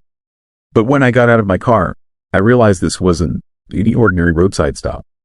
It was a cemetery. The overlook was actually a large clearing filled with unmarked graves. Simple mounds of earth arranged in neat rows, with those same wooden crosses marking each burial site. At the center of the cemetery stood a larger monument, a rough-hewn stone obelisk with an inscription I had to use my phone's flashlight to read. Here lie 43 soldiers of the Army of Tennessee who died in service to their conscience. Deserted in life, abandoned in death. May God have mercy on their souls. October 15, 1863. Confederate deserters. Men who had run from the war and found their way to these mountains, only to die here in the wilderness. But something about the inscription bothered me. Died in service to their conscience. That was an odd way to describe desertion. I was photographing the monument when I heard the footsteps. Rhythmic, measured steps coming from somewhere in the fog. The steady cadence of marching soldiers, boots hitting packed earth in perfect unison. Left, right, left, right. Getting closer, I grabbed my phone and ran back to my car. But the engine wouldn't start. It turned over and over but wouldn't catch, and the sound of marching was getting louder. Through the fog, I could see shapes moving between the grave markers. Dark figures in what looked like military uniforms, walking in formation through the cemetery. Then they emerged from the mist, 43 Confederate soldiers in tattered gray uniforms, their faces pale and drawn with hunger. They moved like living men, but there was something wrong with the way they walked. Too stiff, too coordinated, like puppets being controlled by the same invisible hand. The leader was a young man, maybe 25, with sergeant's stripes on his sleeves and a bullet hole in his forehead. He approached my car window and pointed deeper into the mountains, his mouth moving as if he was speaking, but no sound came out. Then he pressed his hand against the glass, and I felt a cold that went straight through to my bones. In that instant, I saw what he was trying to show me. A vision of this place in 1863. These same mountains, but different. A Confederate patrol hunting through the forest, tracking down deserters who had fled from the horrors of war. The men buried in this cemetery hadn't died of starvation or disease. They'd been executed, shot down like animals by their own army for the crime of refusing to kill anymore. The vision shifted, showing me the modern day. A logging truck barreling down this same mountain road. Its brakes failed, heading straight for a curve where a family in a minivan had stopped to help what they thought was a stranded motorist. The crash would happen in less than 20 minutes, and 4 people would die unless someone warned them. When the vision ended, the sergeant was still pointing down the mountain. His message was clear. I had to go warn that family. But to do that, I'd have to drive through the ghostly patrol that was now surrounding my car. My engine finally started, and I put the car in drive. The soldiers parted ranks to let me pass, falling into formation behind my headlights. In my rearview mirror, I could see them marching in perfect order, their faces set with grim determination. For the next 10 miles, they escorted me down the mountain.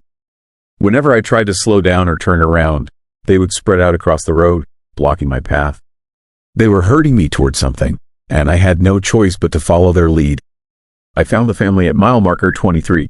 A blue minivan with Ohio plates stopped beside a man in a broken-down pickup truck.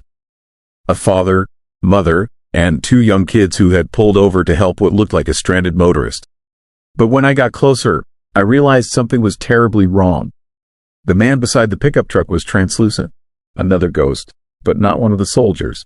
This one wore civilian clothes from a different era, maybe the 1920s, and he was gesturing for the family to come closer to the edge of the road, toward the spot where the logging truck, its failed brakes would send it careening off the pavement. The Confederate soldiers had brought me here to stop him. I pulled up behind the minivan and hit my horn, flashing my headlights.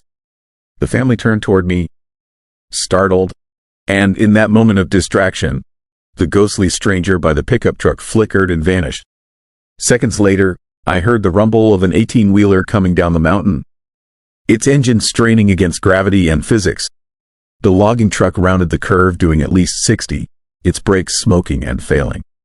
But instead of finding the family standing in the road, it found an empty stretch of pavement. The truck slammed into the guardrail and flipped down the mountainside, but the driver survived. The family never knew how close they'd come to death. As I watched the minivan drive away safely, I turned to look for the Confederate soldiers. They were still there, standing at attention among the trees, but they were fading, becoming transparent like morning mist. The sergeant who had led them nodded once at me, a gesture of thanks, and then they were gone. But their story wasn't over. I spent the next week researching what I'd seen, digging through Civil War records and local history. What I found changed everything I thought I knew about those soldiers. They hadn't been cowards or deserters. They'd been Union sympathizers from East Tennessee who had been forced to join the Confederate Army under threat of death. When they finally found the courage to escape, they weren't running from battle.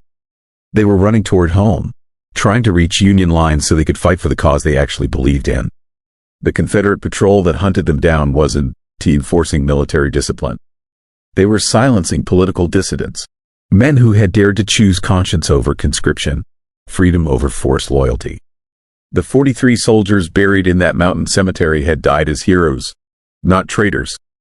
But history had forgotten them, leaving them trapped between worlds, unable to rest until their true story was told. That's not the end, though, because they've been back to that road 7 times since then, and it's never the same. Sometimes Highway 441 is exactly where my GPS says it should be, a normal mountain road with gas stations and tourist stops. But other times, usually when the fog is thick and the sun is setting, it becomes something else. A road that exists between past and present, where the dead can still serve their country by protecting the living. Last month, the soldiers led me to prevent a head-on collision between 2 drunk drivers. 3 weeks ago, they guided me to a hiker who had fallen and broken his leg miles from any official trail. Each time, they appear when someone needs help, when tragedy can still be prevented. The Confederate deserters are still on patrol, still serving their conscience, still trying to save lives in the mountains that became their unmarked grave. They've been doing this for over 150 years, and they'll keep doing it for as long as people travel these roads. Because some oaths transcend death, and some soldiers never stop serving, even when history forgets their names. I keep a camera in my car now, hoping to capture proof of what I've seen. But ghosts, it seems, Don, do you photograph well? The pictures always turn out blurry, showing nothing but fog and trees and empty mountain roads. But I know they out there, marching through eternity, forever trying to escape a fate they never deserved. And sometimes, when the living are in danger, they step out of the mist to guide us away from the darkness that claimed them so long ago. If you ever find yourself on a mountain road that doesn't match your GPS, in fog so thick you can barely see your headlights, listen for the sound of marching feet. The dead Confederate soldiers are still on patrol, and they might just save your life. Just like they saved mine. Story 9. Granny Witch of Hogback Mountain. The old woman and my grandfather. This cabin knew I was coming 3 days before I even decided to make the trip. She had tea waiting when I arrived, and my name carved into the kitchen table beside 13 others. All of them people who had crossed her path, all of them dead within a year. My name is Jake Morrison, and I'm 39 years old. 3 months ago, I inherited my grandfather's property on Hogback Mountain in eastern Kentucky, a place he warned me never to visit. Last week, I finally understood why. Some family secrets are buried deep in Appalachian soil for good reason, and some debts passed down through generations like a curse. I grew up hearing whispered stories about Granny Nell Sizemore, the witch who lived somewhere on Hogback Mountain. My grandfather would never talk about her directly, but I caught fragments over the years. How she could cure cancer with herbs nobody else could identify. How she could call rain during droughts and stop floods with a single word. How 3 families had crossed her in the 1980s. And within 12 months, 17 people had died in ways that defied explanation. When Grandpa died last spring, he left me 200 acres of mountain wilderness and a letter sealed with black wax. The letter contained a single page of his handwriting and a crude map marking the location of what he called the Forbidden Cabin. His instructions were simple. Never go there, never seek her out, and if she ever came looking for me, I should run as far and as fast as possible. But inheritance makes you curious about your roots, and I needed to see this property that had been in our family for 4 generations. The drive up Hogback Mountain took 3 hours on roads that barely deserved the name. Narrow dirt tracks carved into the mountainside, twisting through forests so dense that noon felt like twilight. My GPS lost signal after the first hour, and I had to navigate by the hand-drawn map Grandpa had included with the deed. The deeper I climbed, the stranger things became. Trees grew in patterns that looked almost deliberate, forming natural corridors and archways. Wild plants grew in geometric arrangements that couldn't have been accidental. And everywhere I looked, I saw small bundles of dried herbs tied to branches with black thread. Charm bags, Grandpa had called them. Granny Nell's way of marking her territory. I found my grandfather's cabin just before sunset, a simple log structure that looked like it had been abandoned for years. But when I tried the front door, it opened easily. Inside, the air smelled of wood smoke and medicinal herbs, as if someone had been cooking there recently. The main room was sparse but clean. A stone fireplace, a rough wooden table, 2 chairs, and shelves lined with mason jars filled with dried plants and powders I couldn't identify. Everything looked normal until I noticed the table. Carved into the wood were 14 names arranged in a circle around a pentagram. Most were names I didn't recognize, but the last one made my blood run cold. Jake Morrison. My own name, carved in fresh wood that still smelled of sawdust. Before I could process what that meant, I heard footsteps on the front porch. Slow, shuffling steps accompanied by the tap of a walking stick on wooden boards. Someone was coming up to the cabin, and there was nowhere for me to hide. I grabbed a kitchen knife from the counter and waited behind the door as the footsteps approached. The door opened without a sound, and she walked in. Granny Nell Sizemore was ancient, maybe 90 years old, with long white hair braided with bones and feathers. She wore a patchwork dress that looked like it had been sewn from burial shrouds, and her eyes were the pale blue of winter ice. When she smiled at me, I could see that half her teeth were silver, and the other half were gold.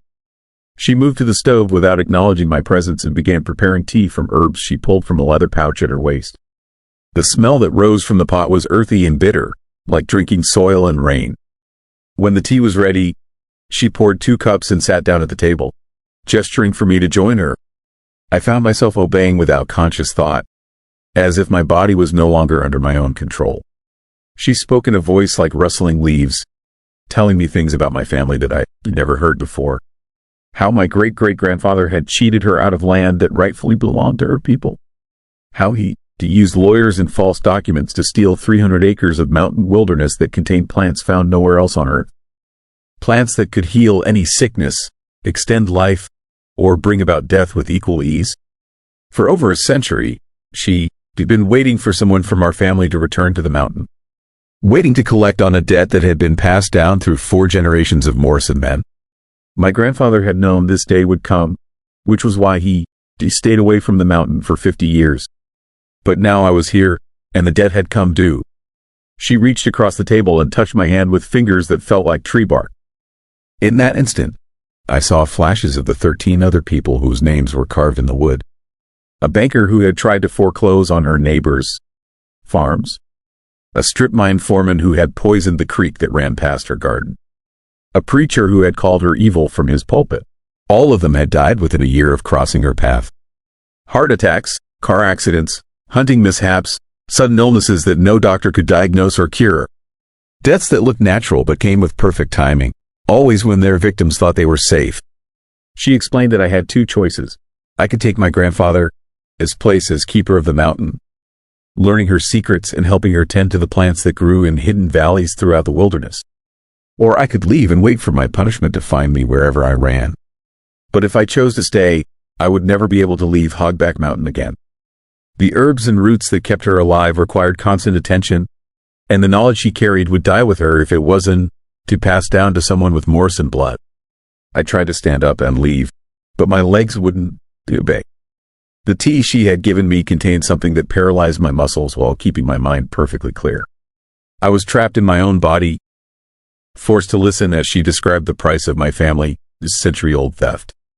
The real horror wasn't what she planned to do to me. It was what she revealed about the mountain itself. Hogback Mountain was hollow. Beneath the forests and meadows lay a vast network of caverns filled with plants that shouldn't exist. Species that had been extinct for millions of years, growing in soil enriched by something that wasn't quite human remains. The mountain was a living pharmacy, and she was its guardian. Every person whose name was carved in that table had threatened her ability to protect this place. Developers who wanted to strip mine the coal beneath her gardens. Government agents who had come looking for illegal drug operations. Scientists who had detected unusual plant life in satellite images and wanted to investigate. She had eliminated them all, using methods that left no evidence and attracted no suspicion. But she was getting old, and the knowledge she carried was too valuable to die with her. That is why she needed me. As the paralysis wore off, she led me outside and showed me the real extent of her domain. Hidden gardens carved into the mountainside, each one containing plants that glowed with their own inner light. Pools of water that reflected images of distant places and future events. Stone circles where she communed with spirits that had never been human. This wasn't witchcraft in any sense I understood. This was something older, more primal. A connection to the mountain itself that allowed her to manipulate life and death with the same ease that others might tend a vegetable garden. She offered to teach me everything, to share secrets that could make me rich and powerful beyond imagination. All I had to do was accept my role as her successor and swear never to leave the mountain again. But I had seen the names carved in that table. I knew what happened to people who crossed her, and I suspected I knew what happened to people who disappointed her as well. I pretended to agree, nodding and smiling as she showed me the hidden paths and secret gardens. But when she finally fell asleep in her chair by the fire, I ran. I made it halfway down the mountain before the pain started. It began as a sharp ache in my chest, like heartburn, but quickly spread through my entire body.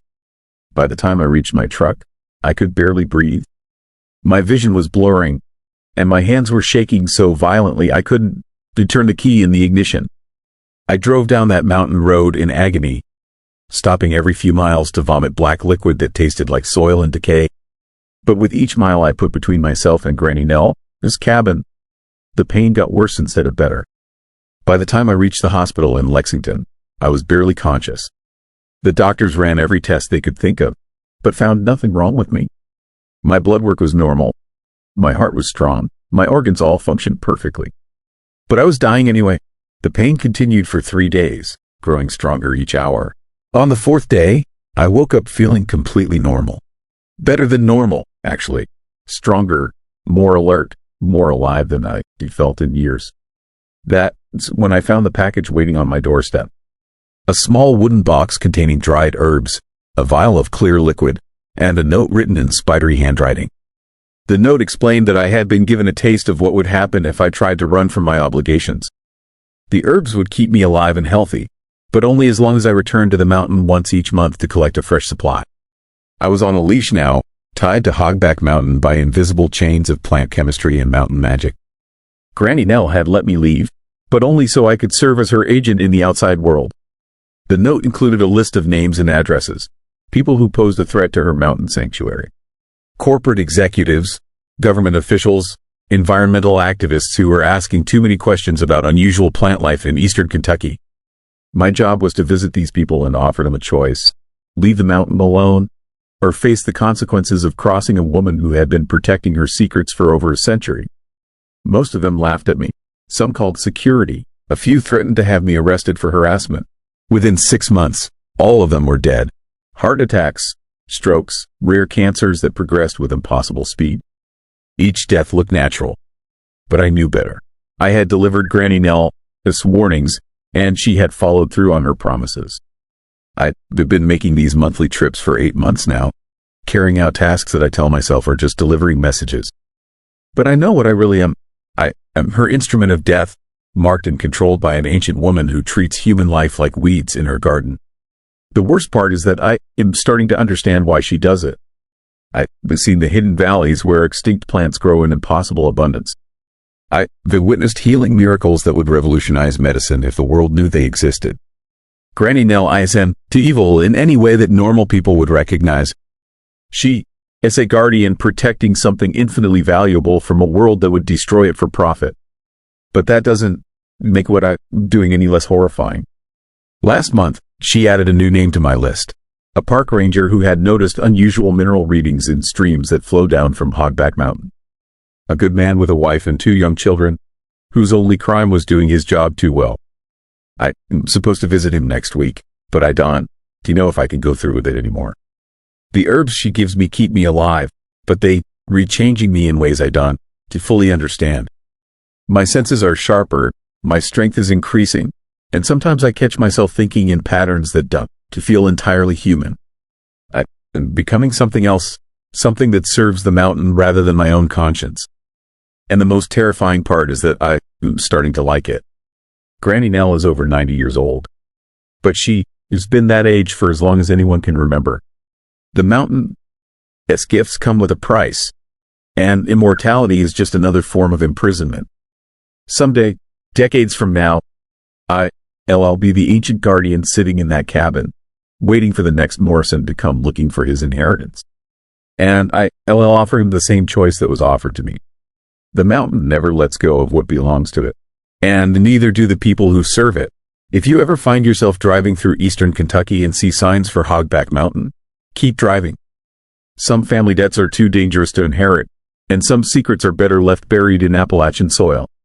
The Granny Witch is still up there, tending her impossible gardens and protecting plants that could change the world. And she is always looking for new help. Story 10. White Lady of the Lucy Salina. The water was ice cold when she grabbed my wrist. Her grip felt like bone wrapped in wet silk, and when I looked into her eyes, I saw the bottom of the Ohio River staring back at me. My name is Marcus Webb, and I am a marine salvage diver. I work the rivers between Pittsburgh and Louisville, pulling up everything from sunken barges to vintage cars. What I pulled up 3 weeks ago changed everything I thought I knew about death and the things that refused to stay buried beneath the water. It started with a routine job near Wheeling, West Virginia. The client was some rich collector from Pennsylvania who heard rumors about a Civil War-era riverboat somewhere on the bottom of the Ohio. The Lucy Salina, he called it, said it went down in 1862 during a wedding celebration, taking 30 souls to the bottom. I'd never heard of the Lucy Salina, but money talks, and this guy was offering enough to pay my rent for 6 months. The job seemed simple enough. Locate the wreck, document it, maybe bring up some artifacts. Standard river salvage work. I should have researched the stories first. Should have listened to the locals who warned me away from that stretch of river. But I didn't believe in ghosts then. Now I know better. The dive location was 20 miles downstream from Wheeling, where the Ohio bends sharply around a wooded peninsula. The water runs deep there, over 60 feet in places, and the current can be tricky. Local fishermen avoid the area, claiming their boats break down or their engines stall for no reason. I set up my diving platform on a calm Tuesday morning in October. The autumn fog hung low over the water, and the trees along the bank had turned that brilliant orange-red color that makes the Ohio Valley look like it is on fire. Beautiful day for a dive, I thought. Perfect visibility, minimal current. The sonar picked up something large on the bottom, roughly where my client had suggested I look. The signature was wrong for a typical riverboat, though. Too angular, too intact for something that had been underwater for over a century. Most wooden vessels would have rotted away or been buried in silt by now. But money was money, so I suited up and went down. The descent through that dark water was like sinking through liquid night. River diving is different from ocean diving. Rivers have their own personality, their own moods. The Ohio felt angry that day, restless in a way that made my equipment vibrate with every heartbeat. At 40 feet, my lights picked up the outline of something massive. At 50 feet, I could see details. What I found defied explanation. The Lucy Salina sat upright on the river bottom, perfectly preserved. Not just intact, but pristine. The white paint on her paddle wheel looked fresh. Her brass fittings gleamed like they'd been polished yesterday. Even her flags hung limp but undamaged in the current. No riverboat should survive 160 years underwater. Wood rots, metal corrodes, fabric disintegrates. But the Lucy Salina looked ready to steam upriver at a moment's notice. I swam closer, my camera recording everything. The main deck was empty but showed signs of recent activity. Tables were set for a celebration, with china plates and crystal glasses still arranged in perfect rows. Wedding decorations hung from the railings, white ribbons that fluttered in the underwater current like living things. That is when I noticed the passengers. They stood along the railings and sat at the tables, dozens of people in Civil War-era clothing. Men in dark suits and women in elaborate dresses, all perfectly preserved like the boat itself. At first, I thought they were mannequins, some bizarre museum display that had somehow ended up on the river bottom. Then one of them turned to look at me. Her face was pale as moonlight, framed by dark hair pinned up in an intricate style. She wore a white wedding dress that seemed to glow in my dive lights, and when she smiled, I could see through her teeth to the deck behind her. She raised one translucent hand and beckoned me closer. Every instinct screamed at me to surface immediately, but something kept me there. Professional curiosity, maybe, or the hypnotic quality of her movements. She walked toward me with fluid grace, her dress trailing behind her like mist. The other passengers began to move as well, turning to watch our interaction with expressions of polite interest. They looked like wedding guests waiting for the ceremony to begin, except their skin had the waxy translucence of drowned corpses and their eyes reflected my lights like pools of black water. The bride stopped just inches from my face mask. Her lips moved, forming words I couldn't hear through the water and my equipment. But somehow, I understood what she was asking. Have you seen my groom? I shook my head, backing away slowly. Her expression changed from hopeful to disappointed, then to something darker. Desperate, hungry, she reached for me with both hands, and that's when I felt the cold grip on my wrist. The touch sent electric shocks of freezing pain up my arm. Where her fingers made contact, my wetsuit began to frost over despite being underwater. Ice crystals formed in the water around us, creating a cloud of frozen particles that caught and scattered my lights. I tried to pull away, but her grip was impossibly strong. She drew me closer, her face inches from my mask, her mouth opening to reveal a throat full of dark water and something that might have been river weeds. The other passengers began to move closer, forming a circle around us. Their expressions had changed from polite interest to predatory anticipation. Wedding guests become hunting pack. That is when I understood the truth about the Lucy Salina.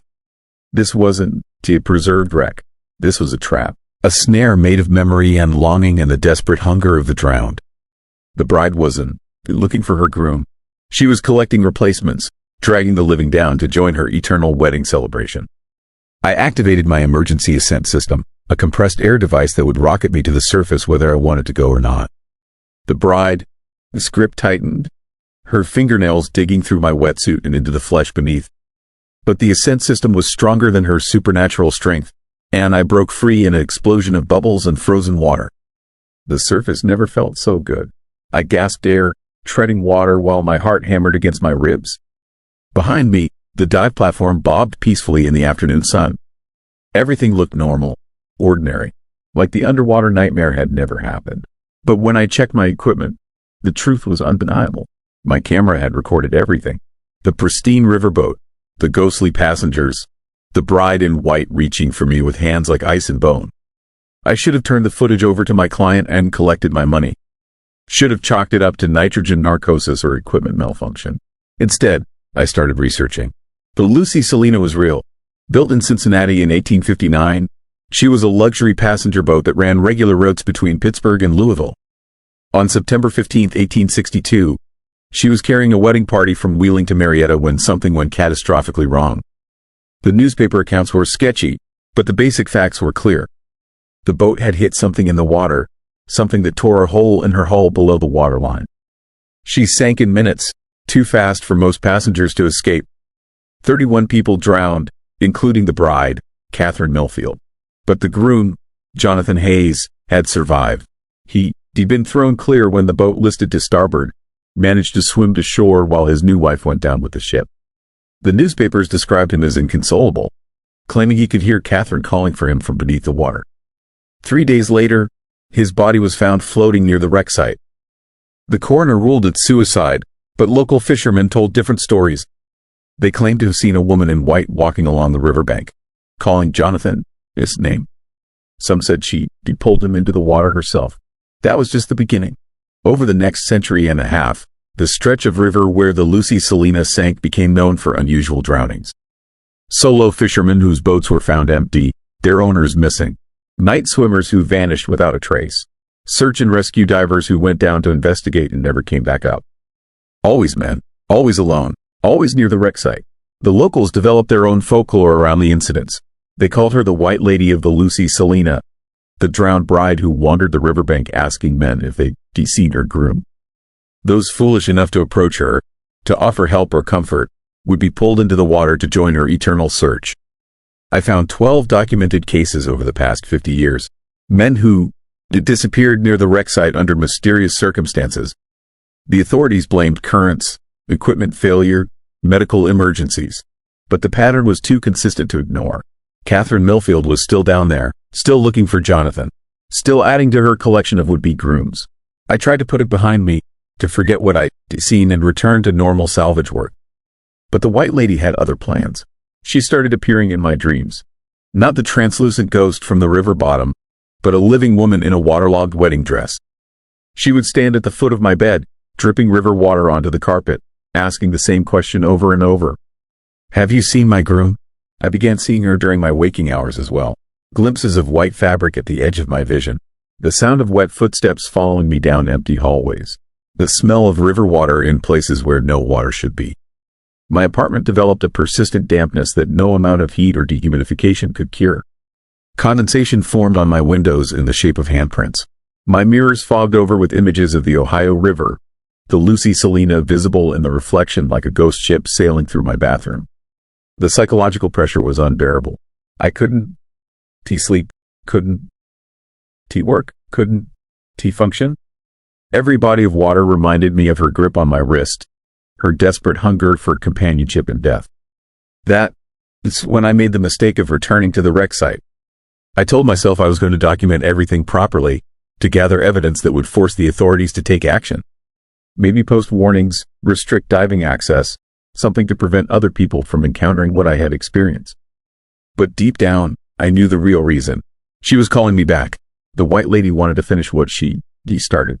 This time, I went down at night. The river was black as tar. My lights the only illumination in a world of absolute darkness. The Lucy Salina waited for me exactly where I had left her, pristine and impossible and hungry. The bride was standing on the main deck when I arrived, as if she had been expecting me. Her wedding dress billowed around her in the current, and her pale face turned toward me with an expression of terrible joy. This time, she wasn't alone on deck. A dozen men in modern clothing stood beside her, their eyes vacant and their skin blue-white with drowning. Her collection, her grooms, all the men who answered her call over the decades, now part of her eternal wedding party. She beckoned me forward with one skeletal finger, her mouth moving in that silent question. But I could hear her now. Her voice carried through the water like a song made of desperation and loss. Have you seen my groom? I had two choices. Try to flee again and spend the rest of my life being hunted by a drowned bride, or give her what she wanted. End the cycle of death and obsession that had claimed so many lives. I swam closer, fighting every survival instinct in my body. The collected grooms watched with empty interest as I approached their mistress. Up close, I could see the river weeds growing in her hair, the small fish that had made homes in the hollow spaces of her cheeks. When I was close enough to touch her, I removed my breathing regulator and spoke the words that would either save me or damn me. Jonathan is dead. Catherine. He has been dead for 160 years. It's time to let go. Her expression changed from joy to confusion to rage in the space of a heartbeat. The water around us began to churn as her fury built, creating whirlpools that threatened to tear my equipment away. The other passengers on the Lucy Salina began to move, their ghostly forms becoming more solid and threatening. But I kept talking, kept telling her the truth she refused to accept for over a century. He is not coming back. He is not down here. You're not going to find him by drowning innocent people. This has to stop. The bride's scream was silent but felt like a physical blow. The water turned ice cold, then boiling hot, then cold again. The Lucy Salina itself began to shake and groan as if the boat were trying to tear itself apart. Then, suddenly, everything went still. Catherine looked at me with an expression of infinite sadness, as if she were seeing clearly for the first time since her death. Her collected grooms began to fade, their forms dissolving into the dark water. One by one, they vanished, finally free to find whatever peace awaits the drowned. The bride herself was the last to go. She reached out one final time, not to grab me but to gently touch my face mask. Her lips moved in what might have been a word of gratitude before she, too, faded into memory. The Lucy Salina began to change as well. The pristine paint peeled away, the brass tarnished and corroded, the wood darkened and split. In moments, the ghost ship became what it should have been all along, a rotting wreck on the river bottom. I surfaced to find dawn breaking over the Ohio Valley. The water was calm, the air fresh with morning dew. For the first time in weeks, I felt truly alone. No ghostly presence watching from the shadows. That was 3 weeks ago. I've been back to the site twice since then, and there is no trace of the supernatural riverboat. Just silt and debris and the normal detritus of a working river. The White Lady of the Lucy Salina has finally found her rest. But sometimes, on foggy nights when the river runs high, I hear stories from other divers. Tales of a woman in white walking along distant banks, calling out a name that might be Jonathan. And I wonder if some hauntings are too strong for truth, too deep for peace. The Ohio River keeps its secrets well, and some brides never stop looking for their grooms. That was tonight's descent into the Appalachian dark, but the mountains are never truly quiet. Thank you for wandering this path with me. If you felt a chill tonight, Subscribe and tap the bell so you'll know when the next story slips through the pines. I'd love to read your own strange encounters or even just where in the world you're tuning in from. Drop it in the comments below. Until next time, keep your lantern close. In these hills, the night never ends. It only waits for you to return.